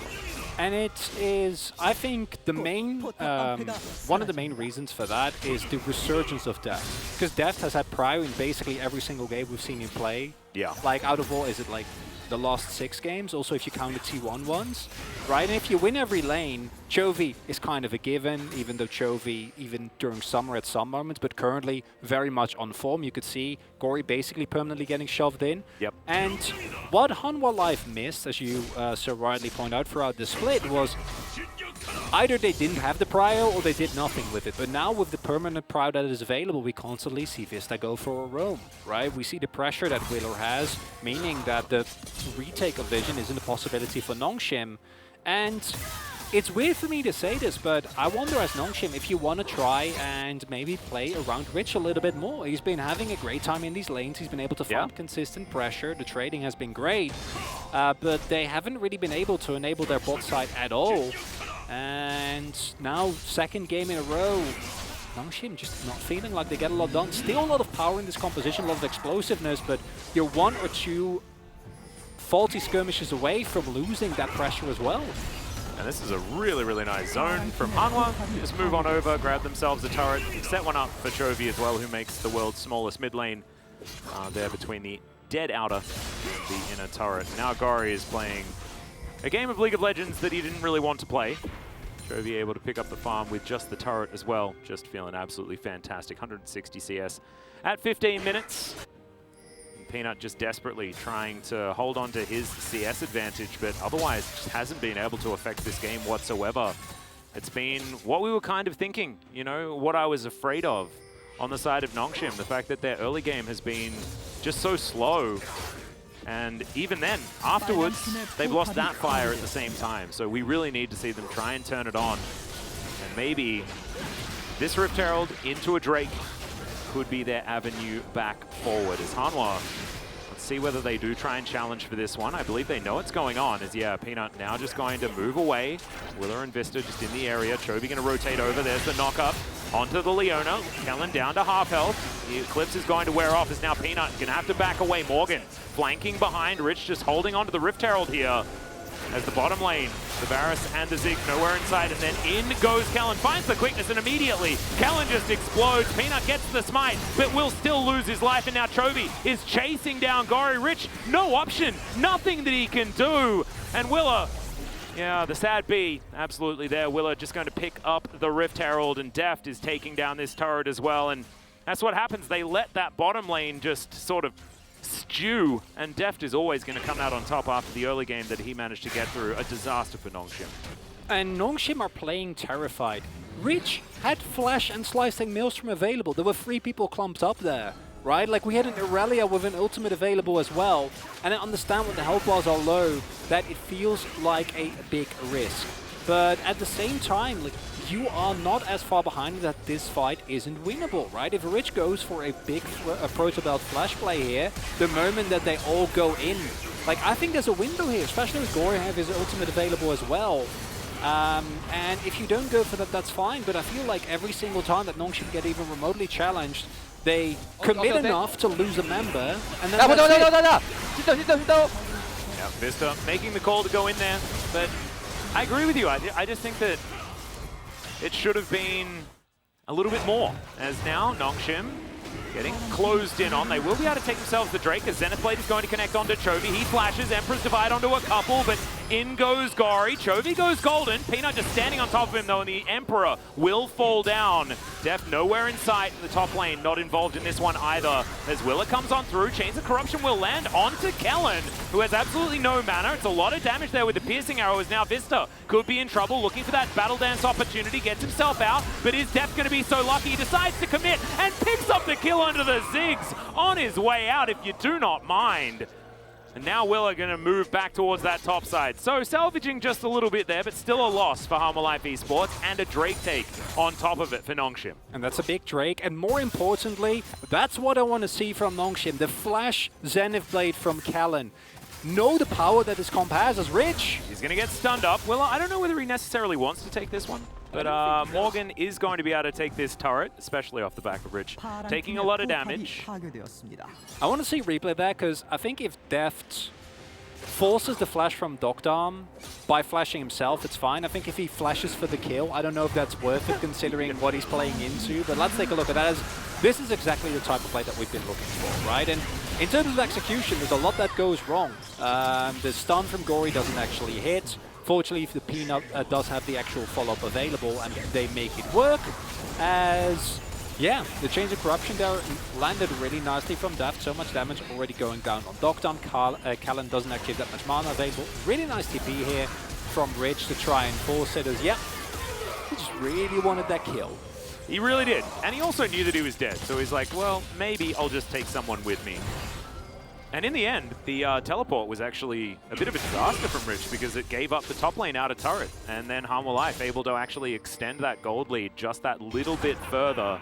You understood the idea, and I did like the idea, but Harmor Life Esports able to actually get that full retreat down. And now Gori doing his best to try and hold on to this lane on the bottom side, but it looks like it's about to lose a couple of turrets in a row. And that gold lead is only ever going to expand. Let's see what Nongshim can actually do here in the mid lane as a response, as Nongshim and Morgan and Vista here trying to defend.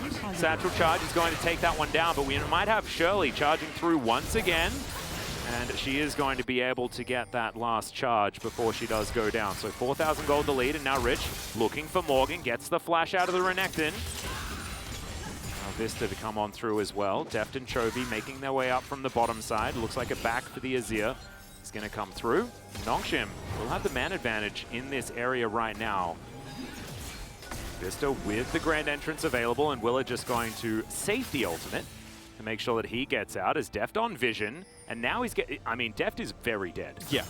But let's just see how long he can hold on to his life and what the rest of the team can actually do. Solar Flare will connect quite nicely, and Deft will accept his fate. Not a lot to be done there outside of that, and I actually think Nongshim are gonna have even with the goal deficit, are gonna have a pretty decent time fighting for this next objective. And a third Drake, a soul point with an Infernal Soul, with a cannon and a Ziggs is terrifying. As I don't know why we're seeing this and not why Deft was here in the first place, because I can guarantee you from that point on, he is very dead. Yeah, might have just been the just giving an idea of the vision that was available there. We saw that Deft and Chovy were together. Chovy decided to press the back button, and Deft decided not to. That might have been part of the problem. Yeah. As Doctarm just going to tidy up this mid lane. You can see Chovy, pretty gigantic lead in the mid lane. In fact, everyone outside of Morgan, once again, with gold advantages on Harmor Life Esports' side. But like you were saying, Nongshim starting to make moves, starting to get together, and Ziggs is a one-man scaling team composition. We'll see whether Doctarm's going to be able to be exactly that. That he is. And I think that if Harmor Life play this next fight well, and they're able to actually, I say this, with 45 seconds left, and they're not even moving remotely close. And this is exactly, this setup needs to be there. I think that getting a win here in this fight is such an incredibly big moment for this team, because not only does it put you in a really good spot in this game, but also it's such a necessary tempo swing for a team that's clearly still finding themselves within this series, that has had the unfortunate situation of having to fight the last 5 games against, I guess now 6, because the last one was against Harmor, but against Damwon Kia, which for any team is going to feel like a bit of a cold shower. Yeah. But they need to take control, because with the summoners not available on Morgan, I think that the backline threat is not as pronounced as it could otherwise be, and Rich still has the teleport available. Deft now, though, crucially does have the timer. Just now got the flashback up, and that should make it a lot harder for Nongshim to reliably get onto that enemy backline. Yeah, Kellen taking a bit of damage here as Rich trying to zone Morgan away from this one. Finds a bit of damage. The rest of Nongshim make their way into the river. Vista going to be very, very important for starting the fight on Harmor Life Esports' terms. As now Morgan gets himself around the side. They know that there is vision here. Another control wall goes in, and immediately the Leona is blown up yet again. Peanut finds himself on his own as Vista's going to get the charm onto Gori. Swept is Peanut, and an easy take of the dragon is going to ensue. And Harmor Life Esports mop the floor with Nongshim. It's not even close.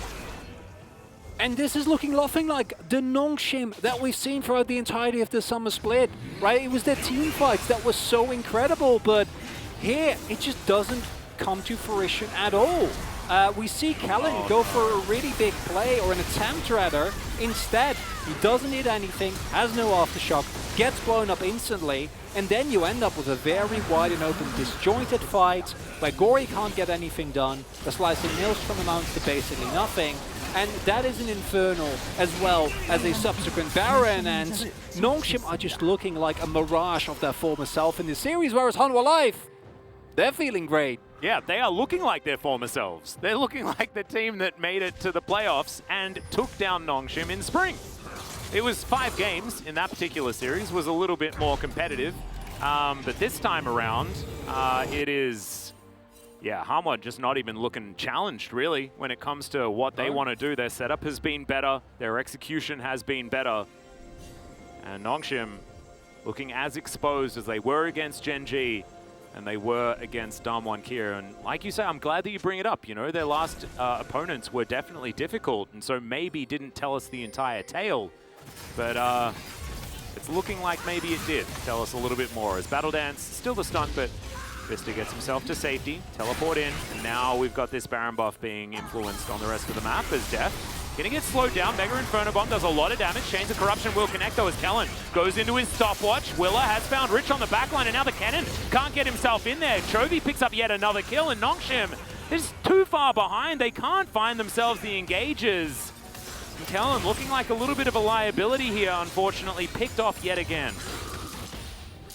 And I understand the attempt from Kellen to try and salvage these plays, because if you do nothing, you are just going to get shoved in with the range that this Varus Z comp is going to have available.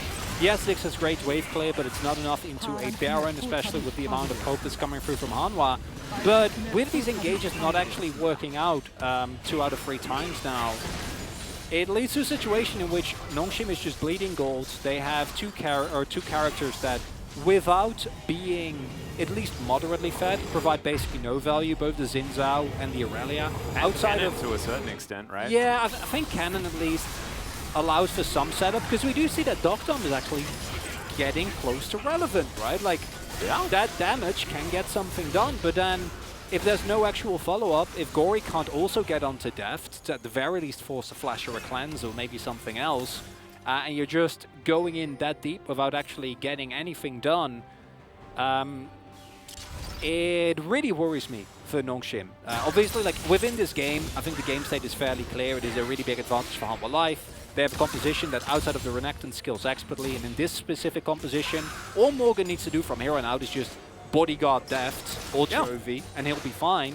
Professional meat shield. And, Morgan now just going to clear out some vision. Hanwha Life Esports making it very dark on Summoner's Rift for Nongshim. And yeah, I just want to see Nongshim actually come to life. I want to see them make some moves. As Chains of Corruption are going to connect once again onto Kellen. He loses half of his health bar one more time to this very, very large lethality Varus. Not a lot of Baron left. In fact, it did just wear off. So another 3 minutes until there is another replacement for him. It looks like this siege is still on. Mega Inferno Bomb just to clear out the wave. That's the amount of pressure that Nongshim are under right now. And Doctom in the last fight, he actually played very, very well. Having a look at just him in that last team fight, he did everything that he could, but the rest of the team not really able to augment him as effectively as, like you say, just not with enough money to really be relevant. And while this game isn't over, it's in a very disadvantageous spot, right? Like, the item finishes now come through from Hanwha. They should be able to pick up the stall point here without an issue. And I think that if we do see a final sign of life for Nongshim, it's going to be in the fight that's going to occur in 5 minutes for the actual soul, when hopefully they'll be in a little bit of a better state. But the real issue is that, especially when the summoners are available, trying to make plays with Nongshim's comp into Hanwha is very hard if you don't do preemptive Ziggs work, because both Gory, Peanut, and Rich to a certain extent are going to get zoned by a combination of Morgan as well as Chovy's ultimate. As long as those two are around, you really need to be careful and be very mindful of when and how you go in. And that, combined with the already big deficit that Nongshim is in, means that I wouldn't mind if they just give up this Drake, but starting to feel to me like they do want to do some mild contesting here, Atlas. Well, let's see whether they can actually get anything done. Rich on vision right now. As you can see, it's very dark in Hanwha Life Esports' side of the jungle. There's a crocodile that is roaming around in the tall grass. The Drake now just going to get disengaged from here. Hanwha, they want the fight. And the Renekton actually very far away from this one. Gory looking for that flanking opportunity as Hanwha just trying to keep them at arm's length. The Drake is going to reset once again. Now Morgan needs to find his way back into this fight. No teleport available as Rich, he grabbed the brush position. Morgan gets that control ward over the top. So Hanwha going to wrestle back some control as in they go. Morgan now going to back away. Dominus not actually popped just yet. So a fair bit of control now for Hanwha Life. They get themselves back onto the Drake. They started off once again. Morgan back into the brush now. have no vision. He can get straight over there if he wants to. There's a change of corruption. They take the Drake as well. And now they're just free to mop the floor once again with Nongshim. Emperor's Divide doesn't really do too much, but the cannon is already dead. Gori going to be able to take down the Rakan. And can they actually pick him off as Morgan, surviving for so long, eventually falls down. It's a double kill for Chovy on the back end. The flash on forward. That's going to allow him to taxi on the satchel charge to pick up the triple kill. That's the ace. And Hanwha Life are now marching down the mid lane. And Nongshim played it as well as they could, but Hanwha Life reaping the benefits of how well they've been playing this entire game, right? They're so far ahead in terms of items that even though there's a couple of close call moments there, Deft not actually threatened. Chovy completely fine, and with those damage dealers available, Nongshim just completely obliterated by the end of that. Lost the Drake, lost the team fight. Definitely going to lose a Baron here as well, although the health bars are a little bit low, but with just Kellen, I don't think they can contest. Double teleport available though.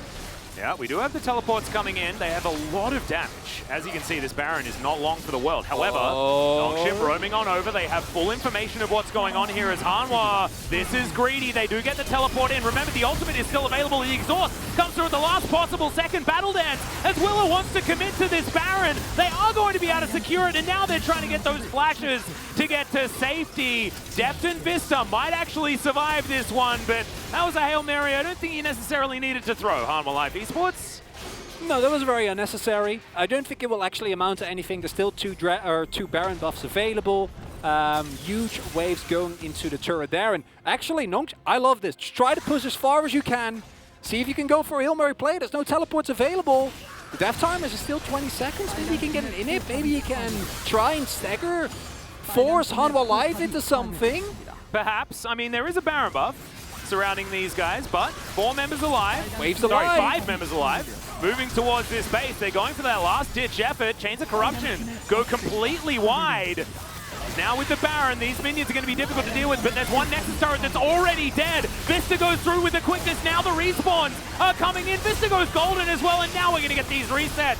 It was desperation from Nongshim. It got pretty close to working, but in the end, I think they may have just sealed their fate. And now the chase down comes through, and I think that was the 1 in 100 chance that you had. You gotta go for it. You gotta though, go right? for it. But it is clearly not enough. The Nexus turrets are falling to the inhibitor minions. Even without the Baron buff, the rest of the team also on his way. No teleports available. Death time is way too long. Yep. And I am pretty sure that we're just going to see Hanwha Life go up to 2-0 here. This is the fire that we've been looking for from Nongshim, but it took them to lose the second game to actually get there. Reverse sweep, is that what it means, Chronicler? Have they woken up? I don't think we're allowed to say that just yet, as Hanwha Life are going to take down these Nexus turrets, or at least try to. Are they? Respawn's coming through yet again. Here it's 32 minutes in the game, so I guess it's just not quite enough to get that full march up the mid lane. And now we've got a minute and a half on the Drake, 1 minute left of Baron buff, still rotating around a couple of members of Hanwha. This game is going to continue. 8,000 gold, still the lead. At least it's not a Resident Sleeper game, Atlas. I'll give you That's that. true. It's a something game, but it's not that. As here we see, even with the setup being okay, the ultimate by Dom not actually getting that much value. Maybe if he throws that into the backline, he can set up for Gori a little bit better, who stays alive for a really long time, but Morgan stalling so well there, because what Morgan needs to do and what he does there very well is just, he can die, that doesn't matter. He just needs to make sure that Chovy can auto as much as he did in that fight. Yeah. Chovy just standing behind his big, scary crocodile. Key thing is that with the topside inhib shoving in, I actually think that might be an opportunity for Nongshim to try and go for Drake, which put them on soul point as well. A possibility. I don't think they should be able to, but I'm starting to feel maybe it's that kind of game, Atlas. How many teleports do they have? 0. They're not going to be able to go for the triple teleport into the top lane and try and end the game. With only one Nexus turret on both sides, though, it's danger for sort of everyone. As Vista, he has the quickness available. As Willa going to get stunned up. He's in the mist, though. Should be okay. Dom at half health. And Deft is so scary. Kellen taking a bit of damage there from the piercing arrow, but they do have position around this Drake. It's spawning in 14 seconds time. Hanwha don't necessarily have to go for it. as it's not soul point on Nongshim's side. It is on theirs, though, as now Chovy set up here in this mid lane. They have super creeps here as well to help things out as Vista goes in, finds the quickness, and immediately the cannon just explodes. No way! Just chain CC to death, and now it's a double kill for Deft. He lands the Chains of Corruption as well. Another knockup comes through from the Rakan, as it's going to be Chovy that picks up his in this fight. Gori's down as well. Double for Deft and Chovy, and they'll march down the mid lane to end this game. And nothing to be done there with Rich immediately getting blown up. Has double stopwatches, not able to use either of them, as it is Vista that finds a beautiful engage. And what? Yeah, okay, now Chovy is going to be here to stop Doctarm from ending the game. As yeah, the Emperor's Divide comes through. That was a cool idea as the teleporter just came up, but Hanwha will be able to win this one 23-8. The kill score in the end, it was a bit crazy, but now Hanwha Life Esports have match point in this best of 5. And I think that what Nongshim were looking for was a roller coaster, but instead they got one of the kiddie rides that didn't actually take them as high as they wanted to go. It was a Final Destination roller coaster, Chronicler. It's not the kind of roller coaster that you really want to be on yourself. And for Hanwha Life, the biggest takeaway of this is don't go for those Baron flips, because you are at the moment playing a million times better than Nongshim, right? Yeah. You win in lane, outside the top, doesn't matter. Like, you can stem the I mean, they got the Baron, Chronicler. No. Don't you get caught with me, Atlas. It was not a success. It was not a success. They could have lost the game, and they didn't, which was due to the fact that, of course, Deft having a really nice flash there and enough zoning and stalling, etc. But as long as they don't do that, I think this game isn't even remotely close. We clearly see that Hanwha Life in these games are having the easiest time of their life. Key thing, after game 1, I was fine with leaving the draft up. I want to see something different from Nongshim, and I want to see Chovy not be allowed to play this Azir. This Azir, Viego, Varus core is clearly too strong. So now there are how many champions Chovy's not allowed to play? So it's Azir, LeBlanc, and Twisted Fate. Yeah. In recent memory. The Aurelia has been, first picked away from him in this game, but otherwise just banned. The Rise as well is a huge problem that he's not allowed to play. So that's 5. And you do have 5 bans. Yeah, so that's true. Okay, I take it all back. It's actually a very, very comfortable idea. Nongshim, why haven't you been doing it? Oh my god. Yep, that makes sense. Yep, that is some Azir versus Aurelia damage in a game where the Azir wins. That's what it kind of looks like almost every single time. And yeah. This actually, the damage graph has been almost exactly the same from Hanwha every game. It's just Chovy and Deft doing all of the damage, and then the rest of the team are doing their best to let Chovy and Deft do the damage.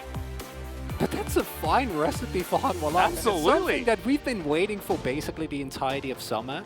And, maybe Hanwha Life, they're not about that summer life. They're about, the late summer, blooming into fall. It's the hot cocoa. It's too hot comfort. throughout the summer season. I completely understand. It's not weather that I like either.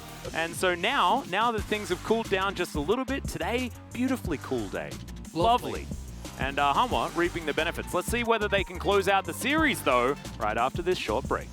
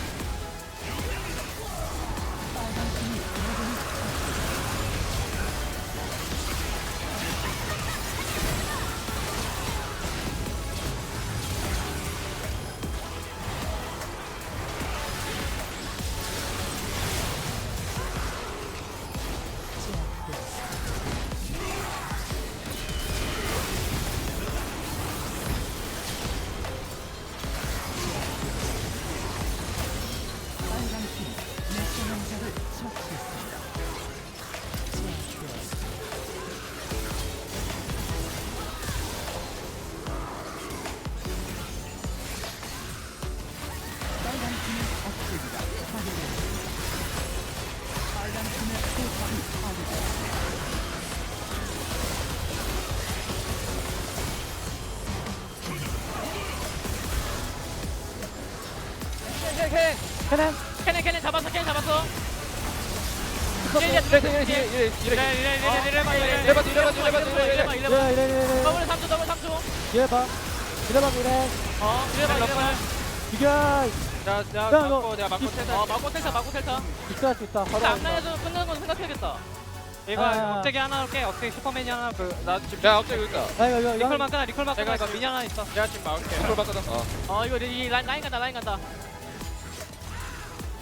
야 직퇴됐다 칼 이거. 찍었다. 이 상태 쓰레기야 준아 상태 쓰레기. 나이스. 아. 어우 저거 위험했네. 오우야 바로. 우리 다시 천천히 하면 되겠다. 일단 천천히 돼. 그래서 다음 판 잘하자 다시. 나이스. 나이스 형들.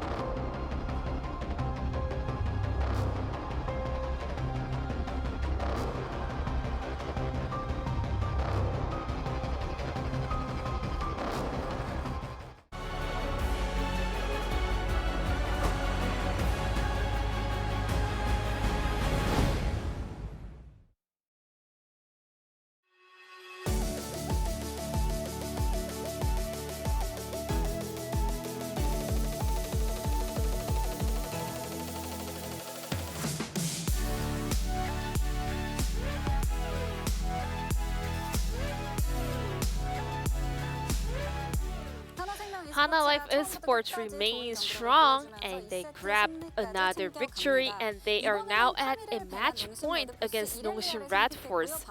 Nongshim Red Force finally decided to ban Morgan's Camille and first picked Irelia.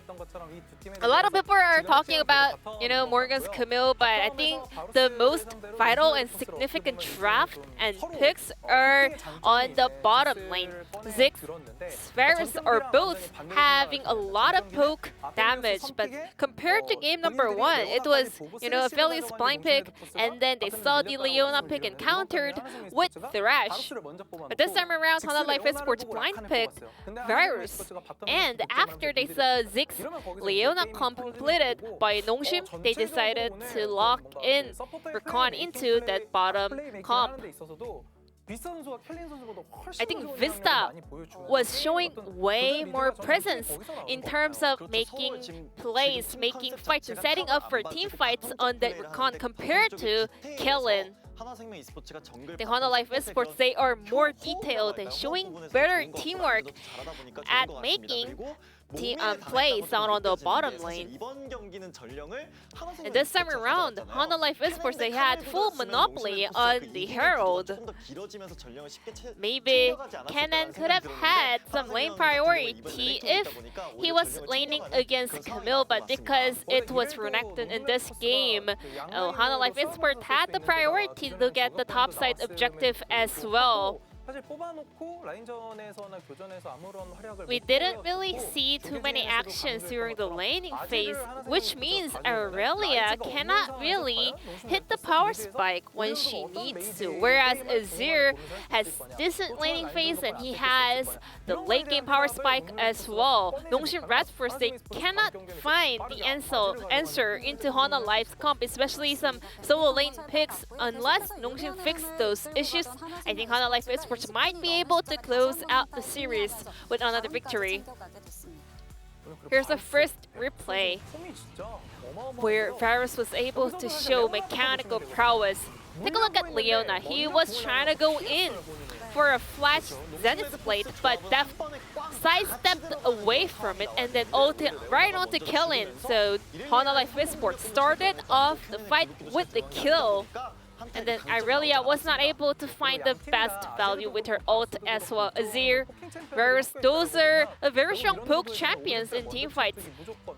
So the one who starts the objective is actually letting the opponent to have better position around the objective, but Hana Life Esports, they knew how to turn the situation around by dodging the skill, the very intimidating skill from the opponent, and turning on back onto the opponents.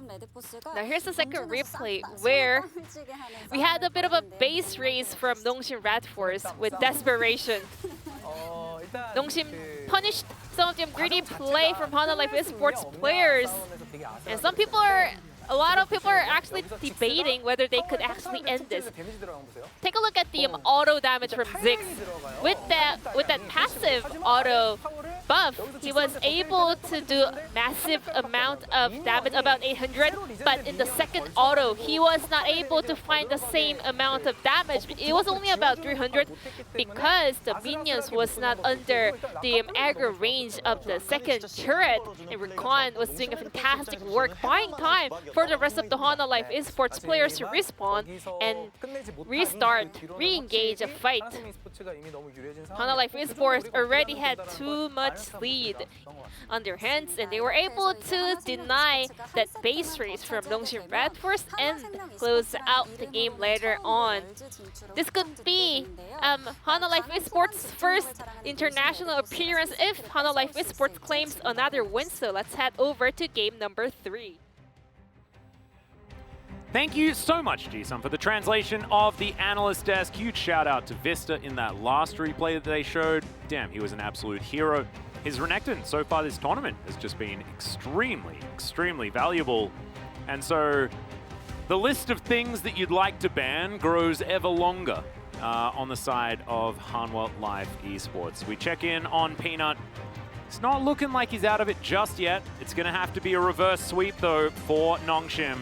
Remember, we have to go back to the context, Chronicler, of where these teams were at the end of the split. I believe it was 3rd place after that last loss to Gen G, where they had to sacrifice the guaranteed 1st place position. But Harmon Life Esports were 8th.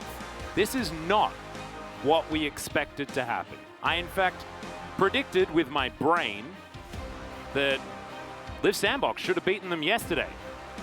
And it's just continuing. The Harmon Life Esports hype train is well and truly getting up to speed.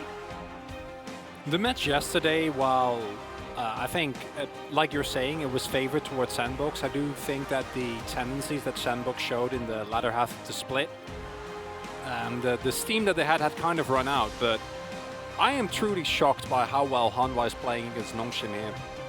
And I'm also sorely disappointed in what Nongshim is showing us here, because we're not seeing the team that so rightly found themselves a 3rd split. And I think it's important to remember that a lot of these players, Gory, Dokdom, Kellen, haven't really been in a position like this before. Right? For Rich, you can argue he's been in high-pressure situations a lot.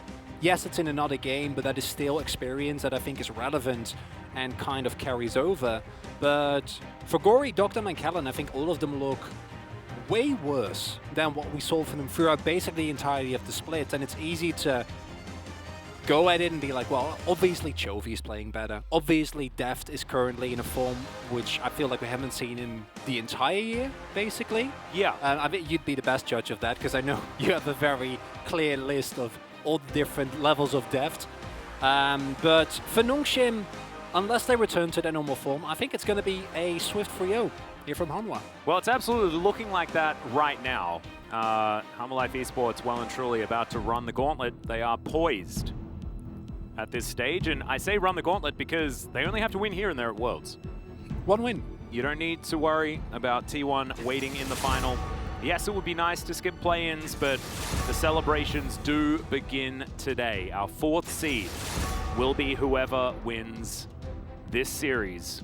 And if Harmon Life are going to take it, they only need to win 1 out of the last 3. We're back to the same bans from game number 1, but this time it's Varus that's going to change things up. The Aphelios going to be the response ban, and the Azir will be picked away from Chovy. So now, what are we going to see? Is I think Camille is probably Definitely a very likely Camille. one. I do like this from Nongshim. I don't know if it's going to work. Let me be clear about that.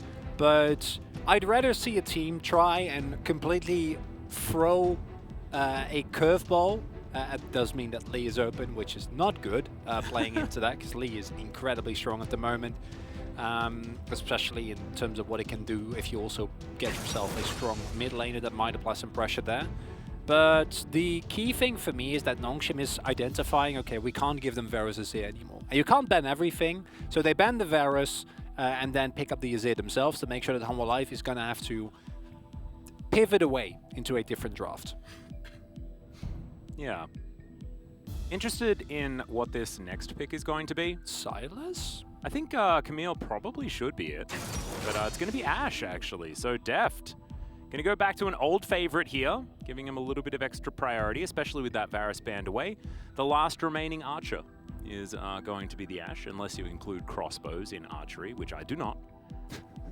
As I guess theoretically, Ezreal sort of has like a mystical bow. That one doesn't count. It doesn't really No, work. that one. It's actually just a wristband, isn't it? Yeah. And if crossbows don't count, wristbands definitely don't count. As that's Leona.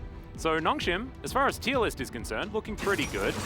As the Camille, a pretty understandable pick up here. Now Renekton going to be banned away. Kennen probably going to follow as well. And it's difficult to pick something like a Gnar into the Camille, but maybe Rich will do it because, of course, we're running low on picks for the top lane. That's fine. Just lock in Fiora. Hell yeah, that's a Rich champion. Fiora. No, this is not a pick that, of course, can be played, or rather, it definitely can be played into the Camille specifically, but it is risky. I don't even think it's that. I think the matchup is good, but matchup obviously isn't everything. As they do still ban away the Gnar, which I think is an interesting one. I feel like, especially with Lee, the Camille post 6 is going to have full control of that matchup, considering that Gnar needs to respect so much when he is in mini form and doesn't have the mega close or available. I do think that Nongshim's comp, unlike a lot of what we've seen from them thus far, without a doubt, in the late game, mid game, they're gonna have power. It doesn't really matter what the game state is. Hit your 2 spike on Azir and Azrael, and you're gonna be fine. As That's a Lulu. Ash. I'm frightened. With how well Deft has been playing, I think it's fine. The real kicker, of course, is the fear that any Chovy fan knows that this is not a Vista Lulu. I was gonna mention the Jax earlier, but then I was like, it's Rich. Surely not. Come on, Rich. I've loved this matchup for forever. The hookshot versus Counter-Strike matchup is really cool. We haven't seen this at all in the LCK. It's running rampant over in the LPL. They love their Jax, but not so much over here. And so I'm very excited to see what Rich is going to be able to get done. Definitely doesn't feel like a Rich champion, but the lane can certainly get very spicy. If you just squint your eyes enough, maybe Jax is just another form of Aatrox. You know, we go back a year, it's like everything is just different Aatrox to Rich. In that light, I don't really see the comparison. I do think that the Jax Yeah, I was going to say, no, it doesn't it's a really stretch. work. It is a stretch. I think the Jax with the Nidalee is a really nice combo. Obviously a bit more situational, but can still set up for that pick. A nice spread of damage as well. 2v2, of course, not going to be as great, but Peanut is Nidalee historically has been incredibly strong. As I still don't know. I think. I would prefer Chovy on the Galio. I think it will be Chovy on the Galio, personally, as might be him on the Camille as well. Who knows? Not likely. So Morgan and Chovy going to swap that one around. We are going to have the Ashe Lulu on the bottom side of the map. An extraordinarily difficult lane to face in the early laning phase. Like, that is just so much control from Harmalife Esports. But the top side, this is where things certainly get spicy. And I remember, you know, I was actually, during the final, I was having a chat to Widid and Nemesis. I think Widid was the one calling for some Galio action. I don't know whether it was into the Azir, but he still thought that it might work in that scenario, which was a different one. But certainly interesting that he mentions the Galio, and eventually it does arrive. And honestly, I would love to see post-early game, once Docdom has a little bit of clear available, free up Kalin, try to get into top lane. Because this topside matchup is going to be the crux of this entire series. Or at the very least this game, but for Nongshim, this series and their possibility to make it to Worlds in the first place. Because if you fall behind against the Ignite Camille, you're going to have an incredibly hard time. However, if you can get that Jax ahead, still, Galio Camille is always going to be a terrifying combo to play into, but at least it will give you a pressure point that you've been sorely lacking as Nongshim. And there's also just so many ways that Chovy can leverage this Galio on the top side of the map. Lee Sin can always get in there. You know, lands a Q, immediately Chovy's dive bombing on top of him. The ultimate, the Hextech Ultimatum with the heroic entrance, just unbelievable. Has been good since Galio was released. And well, actually, since Galio was changed, as of course his ultimate used to be a lot more boring than it is now. As Deft has found Docdom, Frost Shot coming on through here, as Halo Blades making it look like his Ashe is way more powerful than it actually is, but it is for those couple of seconds. And Hanwha have just brute forced their way into the enemy jungle. And this is something Hanwha have done throughout the entirety of this series, and it paid off so well. Cast your mind back to the previous game, where they used the early game prio and power that they gained by forcing Kellen to go for his Eclipse instead of his Q, then subsequently forcing the Flash on Docdom, on the Ziggs, then also punishing that, all very good looks, as now they will take control back of the jungle, but there is full vision, meaning that the pathing of Peanut is going to be no surprise. As oh, are they actually going in here? I don't know if I want them to actually go for an all-out brawl. Do have the power, though. They have so much vision of this area. As you can see, like, Gori completely known, and Hanwha will walk over a ward. They are really toying with Nongshim right now, and a lot of what Peanut has been planning certainly not working out, as Rich is up here on the top side, so we'll be able to answer Morgan. And finally, Peanut's actually allowed to start his camp. So no leash for either of our junglers. Big thumbs up from the Rammus here, as Docdom going to miss out on some creeps and actually might just lose his life here. He's getting taken down so low.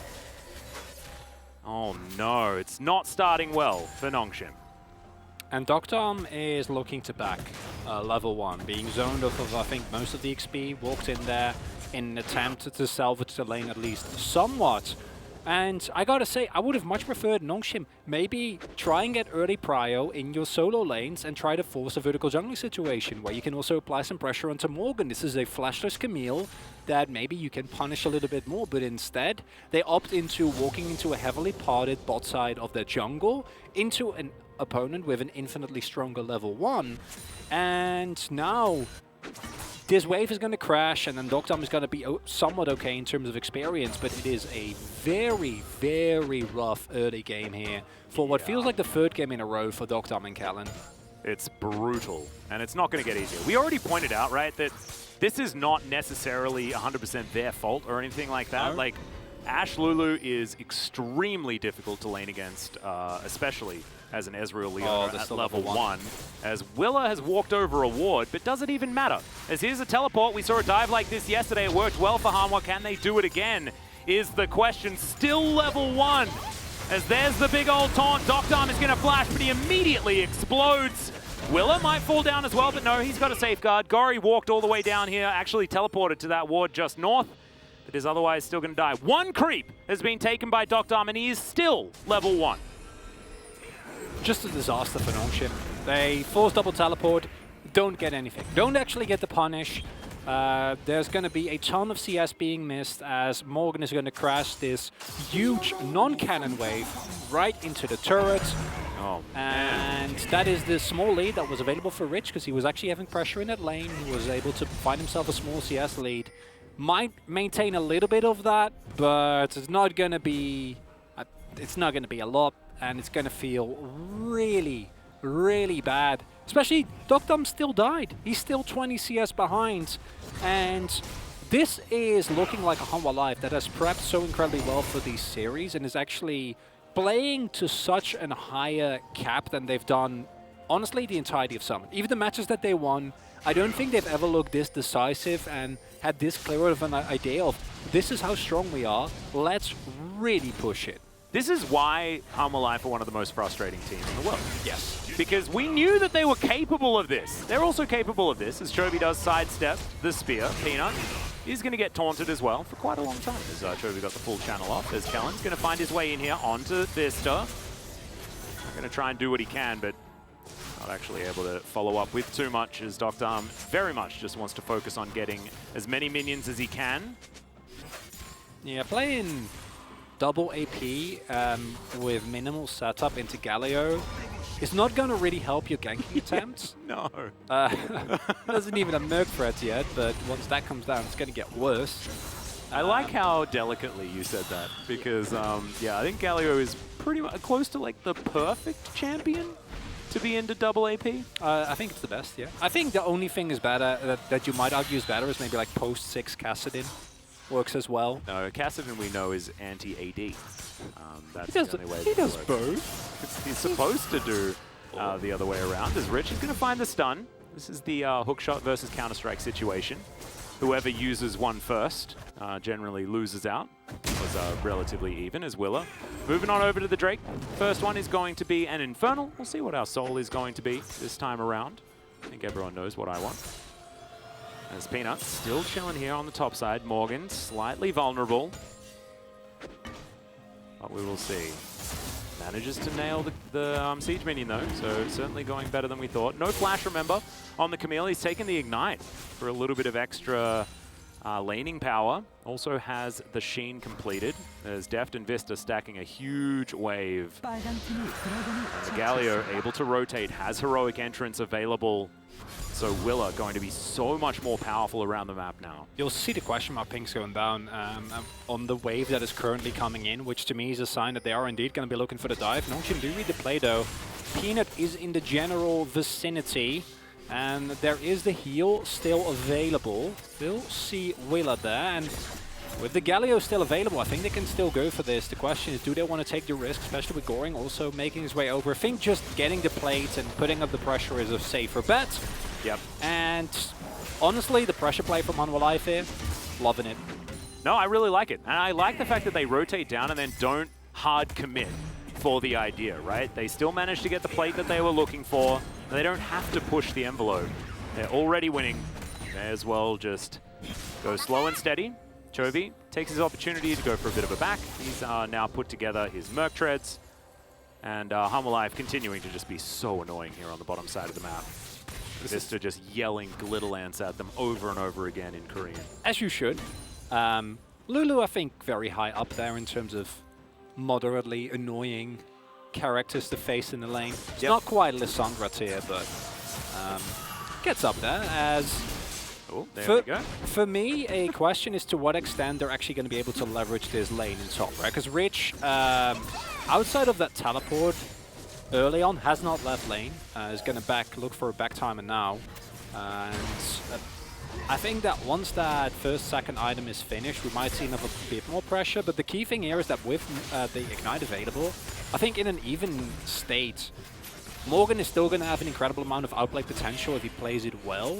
And that is kind of terrifying for Rich because you're supposed to be one of the pressure points. Callan might have helped you in a normal game state, but right now, Doctam and Callan are getting zoned off the wave again.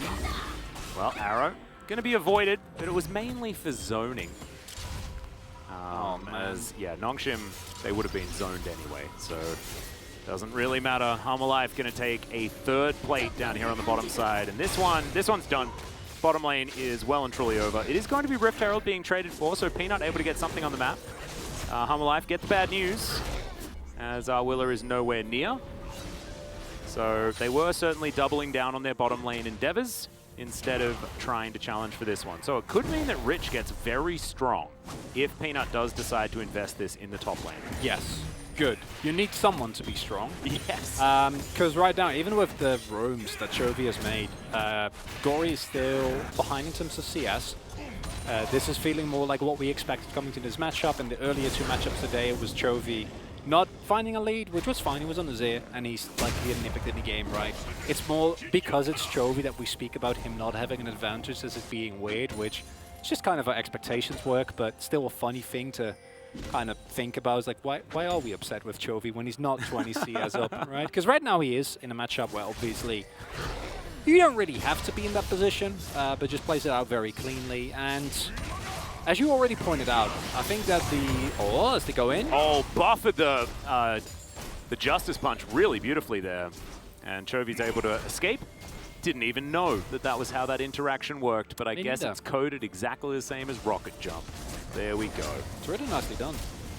Means that he gets off scot-free, doesn't even have to use his flash, which means that in teamfights he's going to have a lot more pressure. And that's the key thing to me, is that we talk about this Jax being a good pick into the Camille because it can match her in the side lane. It snowballs really well into her.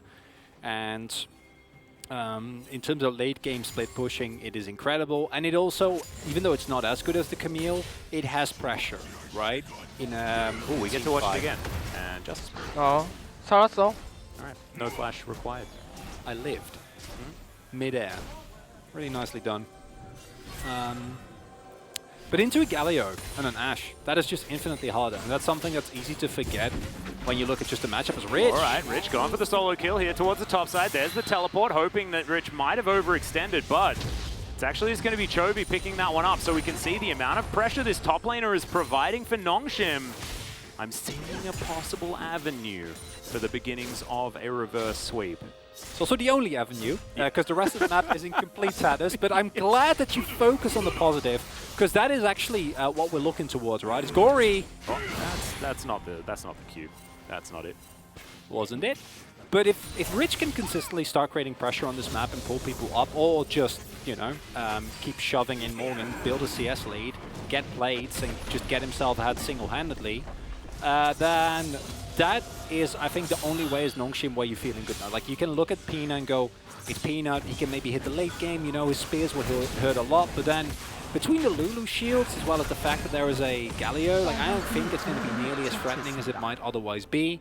And already pointed out that the side lane pressure is something that is going to be hard to actually execute upon because of this Galio and the pressure that it has across map. Think about Ash Arrows, think about Vista suddenly making his way over and throwing a Wild Growth. And for Nongshim, 2 Drakes down. You know, your bot lane is in absolute shambles for what feels like the second time in a row due to just him incredible early game play and loving this Rift Herald. Don't think you should stick around to try and get more. Well, hookshot is going to come on through here. Morgan avoids the stun from the counter-strike with the ultimate. Peanut now has to flash away. Shelly abandoned by Nongshim. Peanut will, I think, get some money here, as they're not going to be able to deny her the plates, but still, that was not the way you wanted that one to go if you're a Nongshim fan. As Chovy, he still has flash, remember, and actually he's just Justice punching. He'll finally flash to get himself out of the way, and gives them another remote, as his emote game has been very strong here today. I can understand why. While his team is getting wind on top side, all he has to do is flash. He's absorbing a lot of pressure, is Chovy in the mid lane. And these repeated attempts at trying to salvage the situation, because the opportunity doesn't really arise on top side. And it is also, do not forget that Nongshim is a team that historically has never played through Rich. Rich has always been the, we leave him in lane, he's gonna fall behind a little bit, but we can have faith in him to have impact after that. So it's not surprising that it's hard for them to pivot, but they need to. Like, Rich needs to be bigger if they want to have a good shot in this game. Peanut gonna rotate around. Willa is in the area as Kellen's going to turn up as well. They find the Solar Flare stun. Vista as well is here. There's the heroic entrance as Morgan. He's still alive, surviving for so long. Chovy's able to get the double. And I think Nongshim, they may have left. Oh my goodness, the arrow connects as well. It's a triple kill for the Galio. And Deft and Doctum in the meantime are still fighting it out. Nothing is going well for Nongshim, and that is the risk that you run when you go for an aggressive play like that, knowing that the Galio is on the map, that he might be around. And this is looking like absolute disaster. Again, how will I just read this play so well, right? They're very well aware that Nongshim want to drop this Herald on top side. They already have a man advantage. And yeah, eventually, you know, the charge does come through, but it's still not going to make you feel good at all. Yeah, and then we saw the Justice Punch come out, so we didn't get to see that interaction again. Oh. But yeah, Chovy, spotting the fact that there was a wall of soldiers he needed to avoid, is able to get out of the way. And the fact that they're not able to get the execute here is just, that's just painful, right? Like, the shield that comes through, the ultimate from Chovy is just enough to keep Morgan alive. And even, and this is the really depressing part, even if this arrow doesn't hit, which is just going to tilt you, right? Even if that Galio doesn't actually save Morgan, there's still 3 people there, right? Like, Vista is still there, Chovy was on his way, Wheeler is there, and like the play would still have backfired as much. You might have gotten a kill out of it, at least you'll get Deft here, which I guess is something. Yep, he does have Flash, but he's not going to use it. He's just dead. He knew it, trading a turret for his life. And, you know, if you type worth in all chat, then maybe it is. As Shirley now going to be the option for Harmer Life, as they spotted Peanut on the bottom side of the map. They certainly do have control of this particular area. Doctum now finally with some time on his hands. I said this in jest. So I was recently on Summoning Insight with Thorin and Monty. Thanks to those guys for having me on. It was actually great to hang out and chat. But I mentioned that this would be a really fun outcome. Exactly what is happening right now. If Harmer Life Esports were able to run the gauntlet and then, you know, Chovy and Deft get to play in the world's playing. So I'm going to have to hold that thought as Willer is going to get taken down. I think just get some Shellfish in the meantime. Didn't actually have the kick available for that last few moments, and he will be taken down. So just a free pick there. Onto the Lee Sin. Good news for Nongshim, as maybe I'm going to have to hold my point. This is, are we cursing it? I want to, because I want this series to go for more than 3 games. So an intentional cast to curse or not, still, it might be the only tool that we have to get Nongshim back into this one.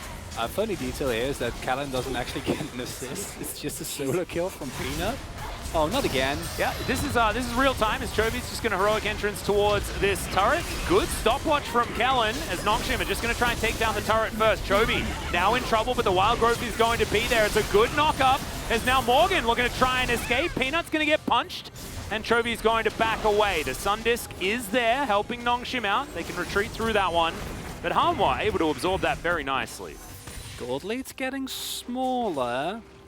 I'm not ready to get excited yet. I think that we need to see either a Drake fight or an actual 5v5 workout in the favor of Nongshim, because I do think it's just going to be sore point here.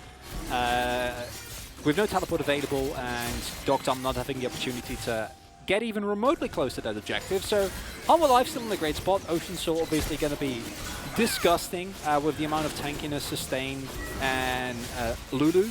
Yeah, and also with the split pusher, actually, normally I'm thinking that Ocean Soul is alongside Cloud as far as the least impactful when it comes to souls.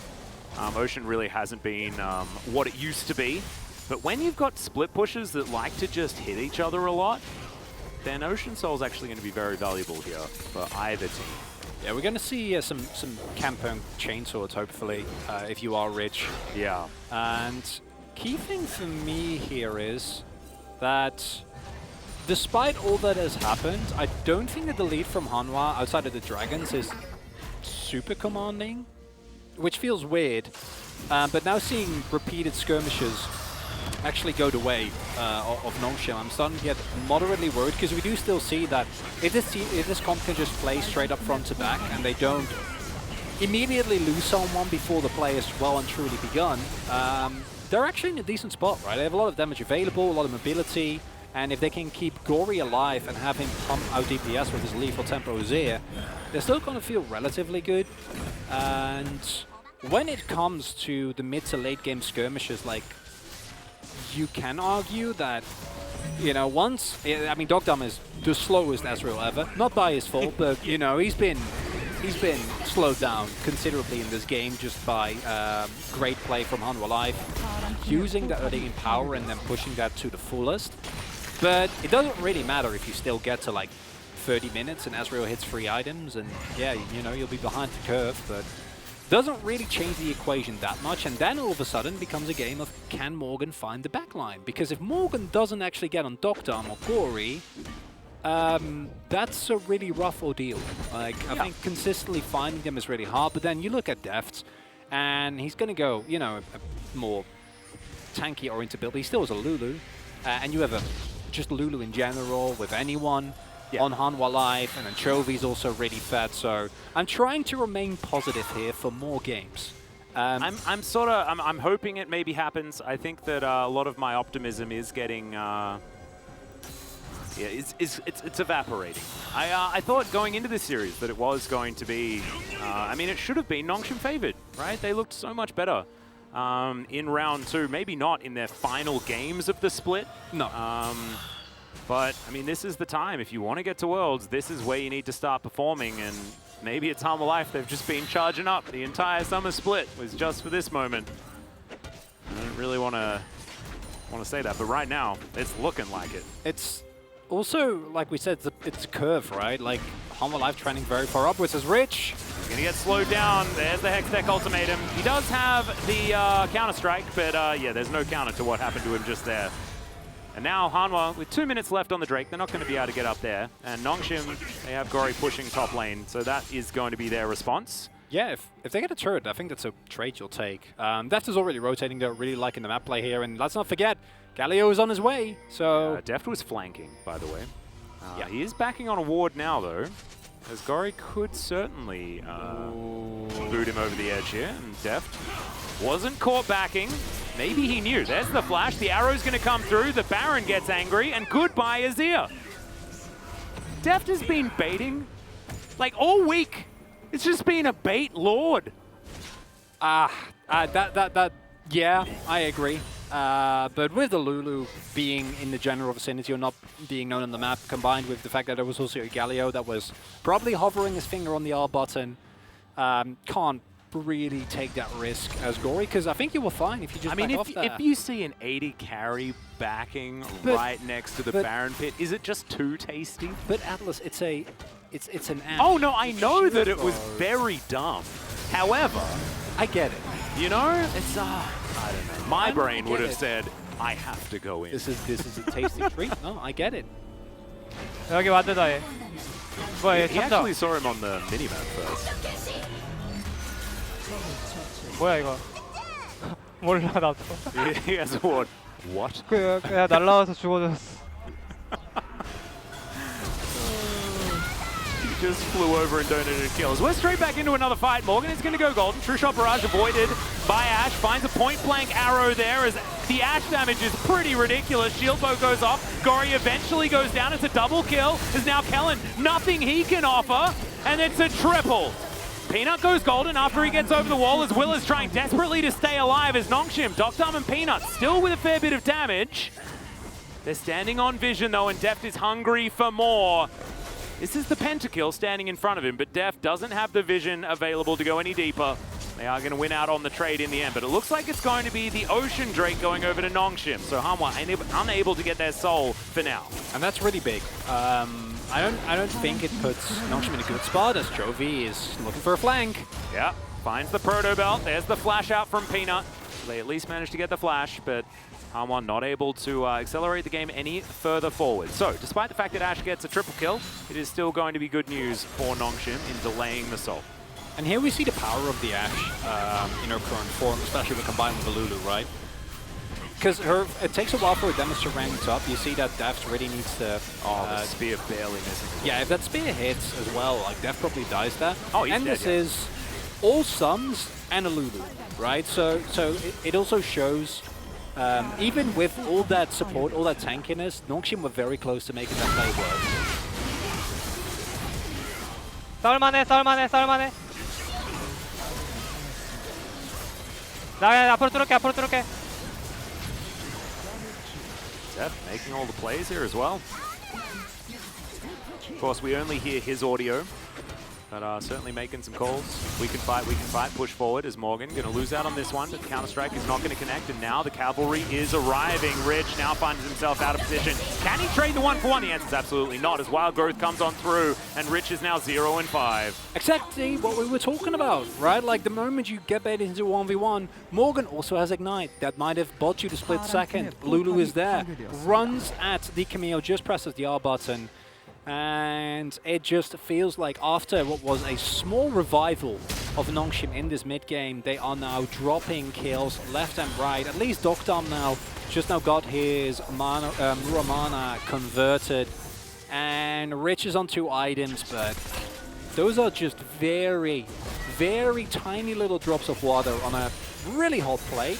That is being served by Chovy and Deft. You know, they've been sitting on this recipe for what feels like the entire summer split. Yeah. They've not really delivered. They kept hyping it up, and they're on a cooking show, and they have all the recipes that are going to win the cooking show, but they just decide to make ham and cheese every day. Like that's what they've been doing. Into the elimination round just to show everyone else that when they want to, they can win. Yeah. This is like they were invited back after the first season, and they already lost pretty convincingly in that season. As Rich getting baited in, Hanwha on their way down. They walk over the control ward, and Rich just desperately trying to find the 1-for-1. If you're a positive man, you go, hey, Rich wins the 1v1. Unfortunately, he's never going to fight a 1v1 if Nong should play it well, because they should always be able to have an extra man. And I find it interesting that it's always Vista that's there. They have a Galio on their team, but Chovy's been off taking turrets by himself, things like this. He should be the one that can easily get there, but Vista's been everywhere this game. Sitting 0-0-8. He's a secret agent. As the spear connects onto Deft, Peanut finds that one, but they're still moving forward. Kellen very, very dead. Solar Flare connects onto Deft, but only gets the slow, and the Leona will be taken down. They are thinking about a Baron. Peanut is in the area, though, as Dokdam moving on in as well. It's a teleport from Chovy to get himself into the area.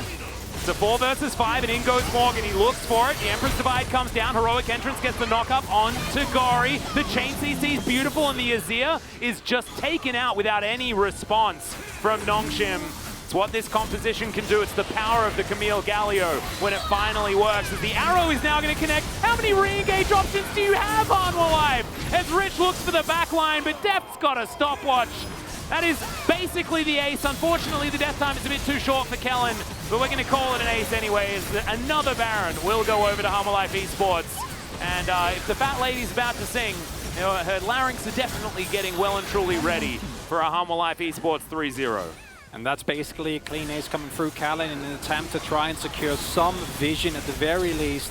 It goes down, and here you're like, maybe we can contest, you know, we can try and fight with some vision. But then this is re-engage number 1. It's, you know, the classic Camille Galio combination as the interrupt from Chovy is so big there, because Gory was just about to shuffle off. Also had the flash available, and if he lives, he could probably not go for this play. And then Deft sees them walk up, they're on vision.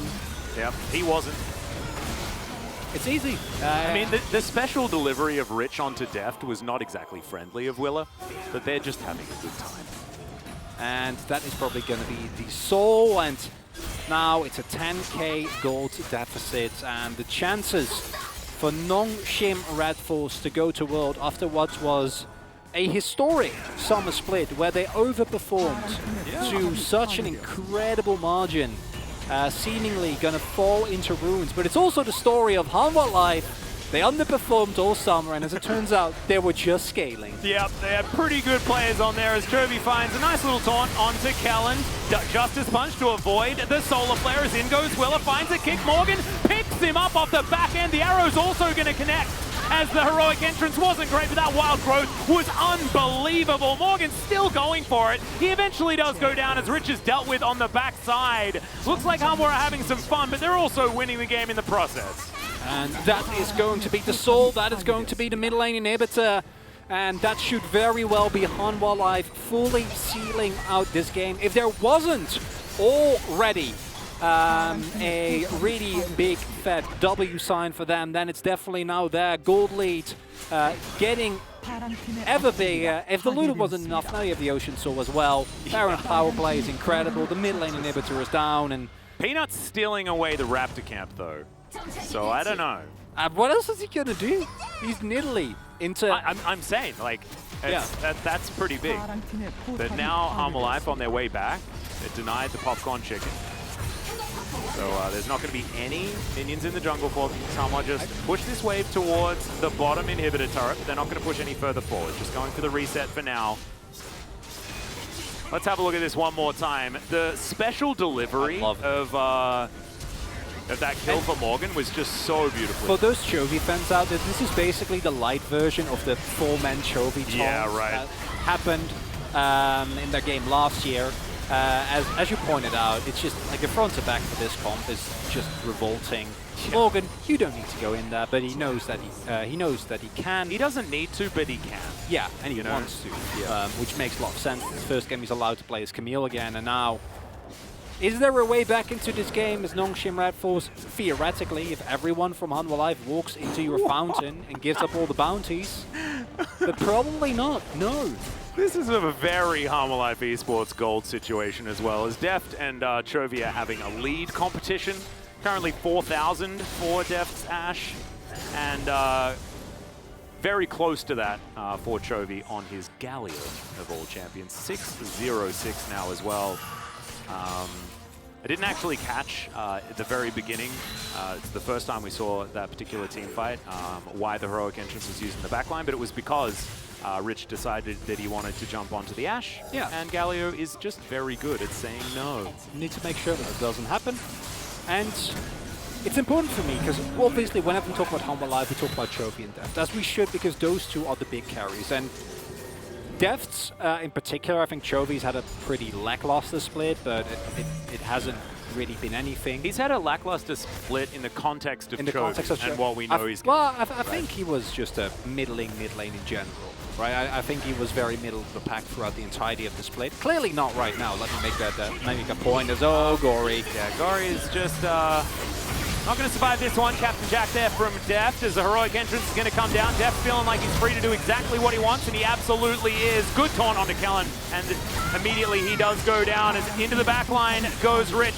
Turns into a critter straight away, and it's going to be another kill. Deft is going to pick that one up. Now the inhibitor turret's going to go down as we've got another form of CC as Dr. Arm is now in trouble. One after the other, the dominoes are falling, and Hanwha Life Esports are going to be the 4th seed from the LCK heading towards Worlds. Maybe not in that order, as they're going to be going up against T1, but this series is well and truly done and dusted. A 3-0 for Hanwha Life. 8th place versus 3rd place in the regular season.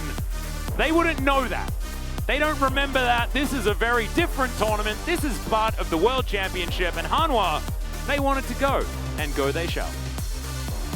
3rd Worlds in a row here for Chovy, and if I'm not mistaken, also mean that Deft now has his 15th with which he makes it to Worlds, which in of itself is just an insane stat. And when I was talking about, you know, Chovy and Deft, and I think that they deserve a lot of praise, but for me the story of these last couple of days for Hanwha have been not just them going back to what we know is insane peak form, but also the rest of the team coming together. You pointed it out a lot during the split as well, that Hanwha felt like lesser than the sum of their parts, but Vista has been incredible on a wide range of characters. Wheeler seemingly finally answers the question, will Chovy ever get a jungler that works well with him?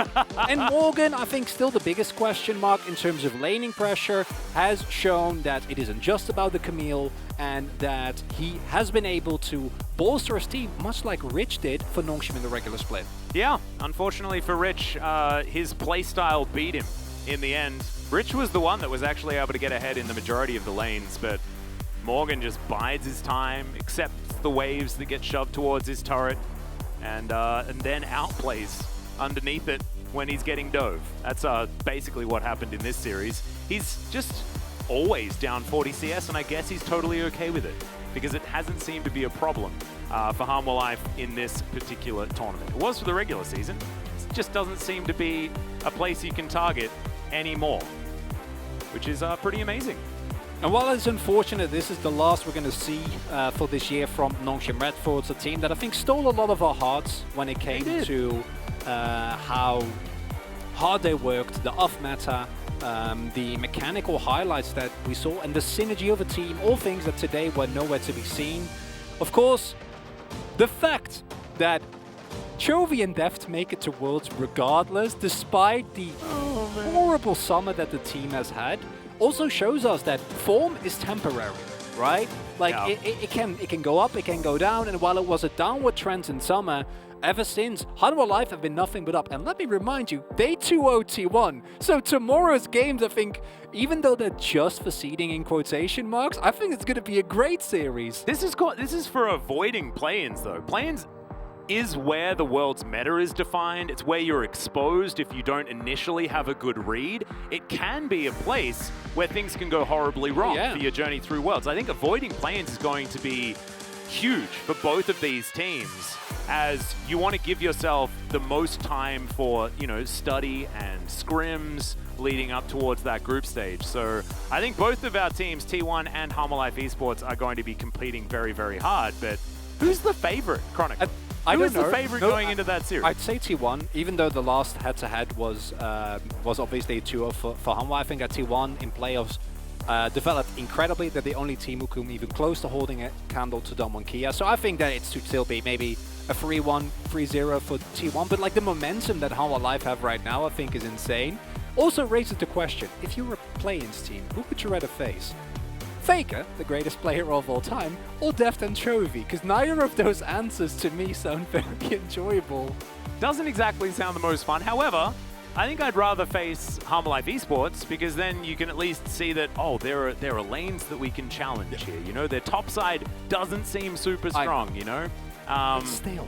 Yeah, but I do kind of like the idea of Chovy and Deft going back to Worlds, and that is exactly what we're going to get. It was always going to be a veteran that was going to be heading over there. Even if Liv Sandbox made it, right, it would have been effort making his way through, and he's been playing for a very long time. Liv Sandbox, unfortunately, also falling in very similar fashion to Nongshim. Hanwha Life Esports have showed us over these last couple of days, though, that they can win in different ways. You know, the Twisted Fate and LeBlanc were banned in this particular series, so they didn't play through the split push. This was largely about a whole bunch of team fights and smashing level 1, I guess, but also in the previous 2 games. Let's have a look at some of the highlights from this one, as Hanwha certainly started this one off with a bang, and unfortunately the bang was right on top of Doctor. It's the same as last game. Second time they've done this, and to me that's always a hallmark of good prep from a team.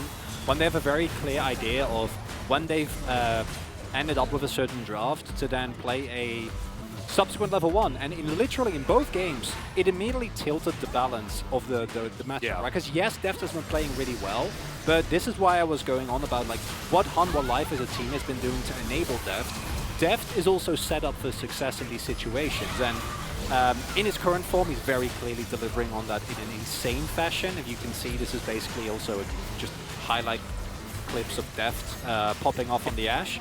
But both games, it was the level 1 invade that allowed them to get an early lead, right? That allowed them to put Dogdom and Callan on the back foot, then immediately Deft and Vista push that as far as they possibly can. In the second game, or in this game rather, huge wave gets stacked, immediate dive comes through, and from that point on, Nongshim basically don't get to play the game. Yeah. I also really like watching the Camille Galio play together as this re-engage that came through. Expertly done by Hanwha, but at this point their wallets were so heavy, they were just kind of waving them at the general vicinity of Nongshim, and Nongshim were falling down. So at end of this game, a bit Harlem Globetrottersy, but really cool stuff, especially with that special delivery of the Ezreal from Willow. I just realized that that was the health bar of Dogdom was gone for 40 to 40% health left, just because of Chovy's taunt and then his Q. That was it. Yeah. 막으려는 빡빡 He looks pretty tanky. He went for 맞습니다. Magi's as well. 가죠. Let's have a listen to these last moments. 더블 쳐. 빼면 우리 버렸다. 상 starting it 버렸다. 상 off 버렸다. 상 pretty 버렸다. 확인 확인 맞아 맞아. 부담 레오나. 상 버렸다. 계속 걸어봐. 가봐. 잭스. 변이 잭스 변이. 잭스부터 갈게 Keep going. 잭스 보고 이제 볼게 근데 생각하자 가자. 이거. 이제까지 They 볼게 got the Jax. Stop. Let's go. 가자 루드컵.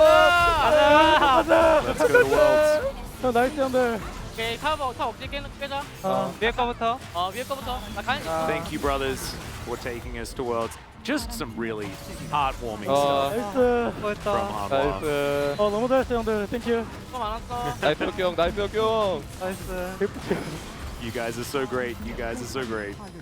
And Hanwha Life Esports will be the 4th team. I said 4th seed. That was technically wrong. They are the 4th team to go to Worlds from the LCK. They could theoretically be the 3rd seed if they manage to take down T1 tomorrow. But that is going to be a very tall order. I think Nongshim and Liv Sandbox, both of them some growing pains. They came into success in a bit of a hurry during this particular season, and sometimes that means that things can be a little bit more difficult to get them all together. Hopefully next year is going to be a better time for them, but now it is time for an interview with the victors, so I'll throw it over to Jisun.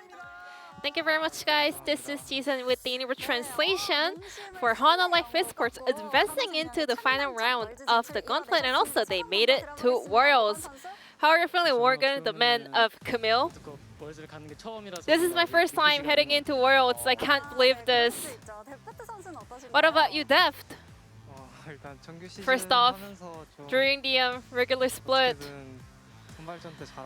I just hope that we could, perform well at Gauntlet, and maybe we can make it to Worlds. That was my imagination. I can't believe it actually came true, and it's really, the effort is really paying off.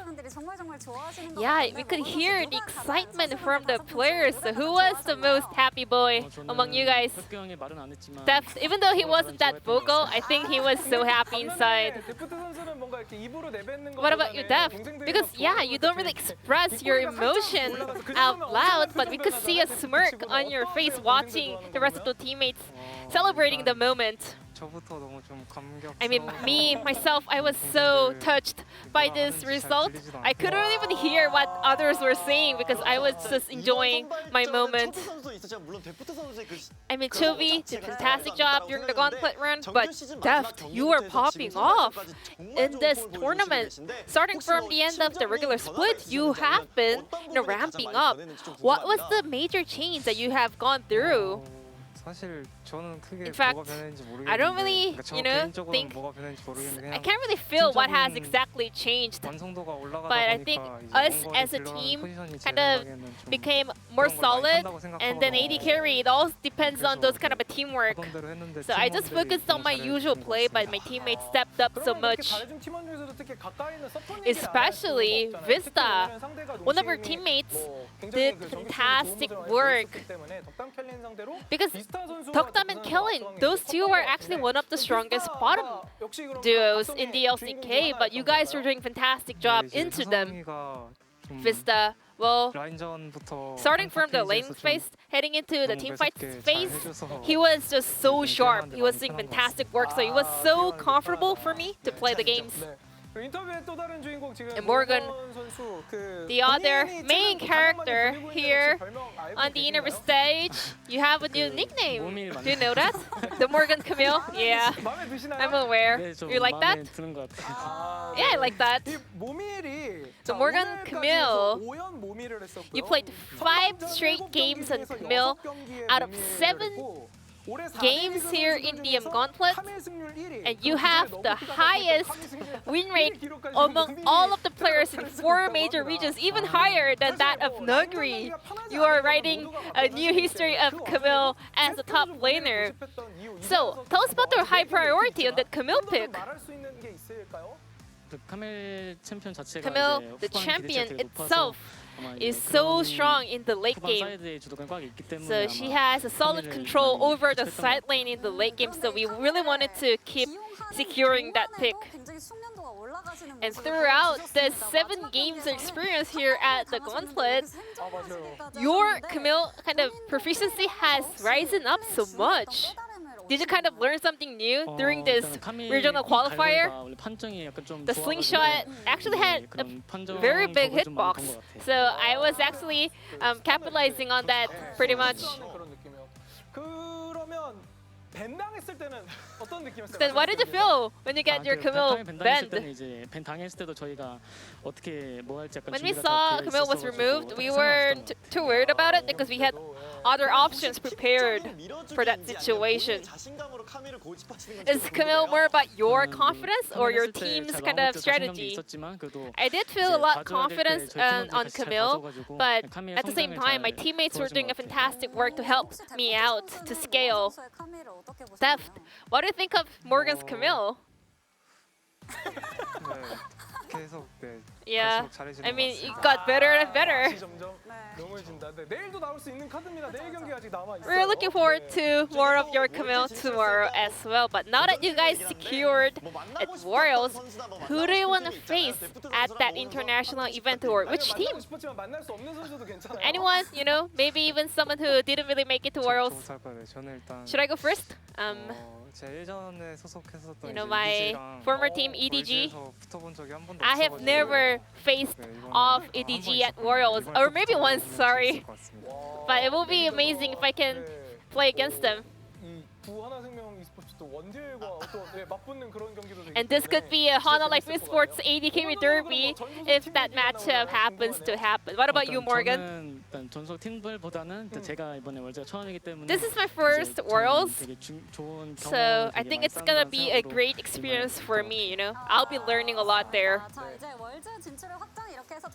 Once again, congratulations on locking in your slot at Worlds, and your final round of regional qualifier will be up against T1, and winner will be heading straight to the group stage. It's gonna be happening tomorrow, so we don't have time to practice, but I will try my best to, you know, maintain my best form for tomorrow's matchup. Up until today, I was so nervous for the result, so I was not able to perform, to be honest. But now that, you know, we kind of secured our spot, I'll be a lot more relaxed and relieved. So I think I will be playing a lot more comfortably tomorrow. I mean, there were so many Hana Life Esports fans and Daft fans supporting you guys for this miracle run. This split, you know, I couldn't even dare to ask for support and love because we were performing so bad. I was always sorry for my fans, but with this victory, I think we were able to make it up to my fans a little bit. But we will work hard in order to, you know, keep making it up for my fans. I'm so happy right now. Morgan, what about you?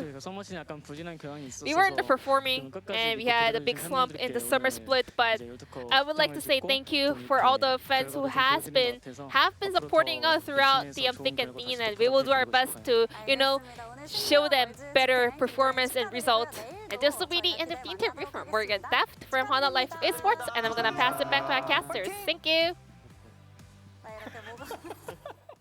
Thank you so much, Ji-sun, for the translation of the interview. 3-0 for Harmony Life Esports. Morgan talking about getting some experience, and Def just happy to be back again, able to make the fans happy one more time. And now they just have one more step, just to work out whether or not they're going to be 3rd or 4th seed. Tomorrow, they will face off against T1. It will be either Chovy or Faker facing mid laners in the play-ins. Teddy or Deft on the bottom side of that, or Gumayushi, who's arguably, possibly even more terrifying in the laning phase than Teddy. Hoi, this is it's kind of exciting. And it's shocking as well. And I think it fits really well in the summer that we've had in the LCK, where basically every time where you felt like you kind of got a grasp of what was happening, it slipped away again. And of course, after Liv Sandbox, they get to 1st place for a bit. Nongshim, yeah, they make it. Neither of them go to Worlds. It's going to be 8th place Hanwha. It's in fact basically the standings from Spring. Spring matters. What do you know? Yeah, Spring definitely does matter, or it's just a precursor to exactly what's going to happen. But ladies and gentlemen, there is still one best of 5 to come tomorrow, so make sure that you guys tune in for that one. But congratulations to Harmony Life Esports, and for now, good night.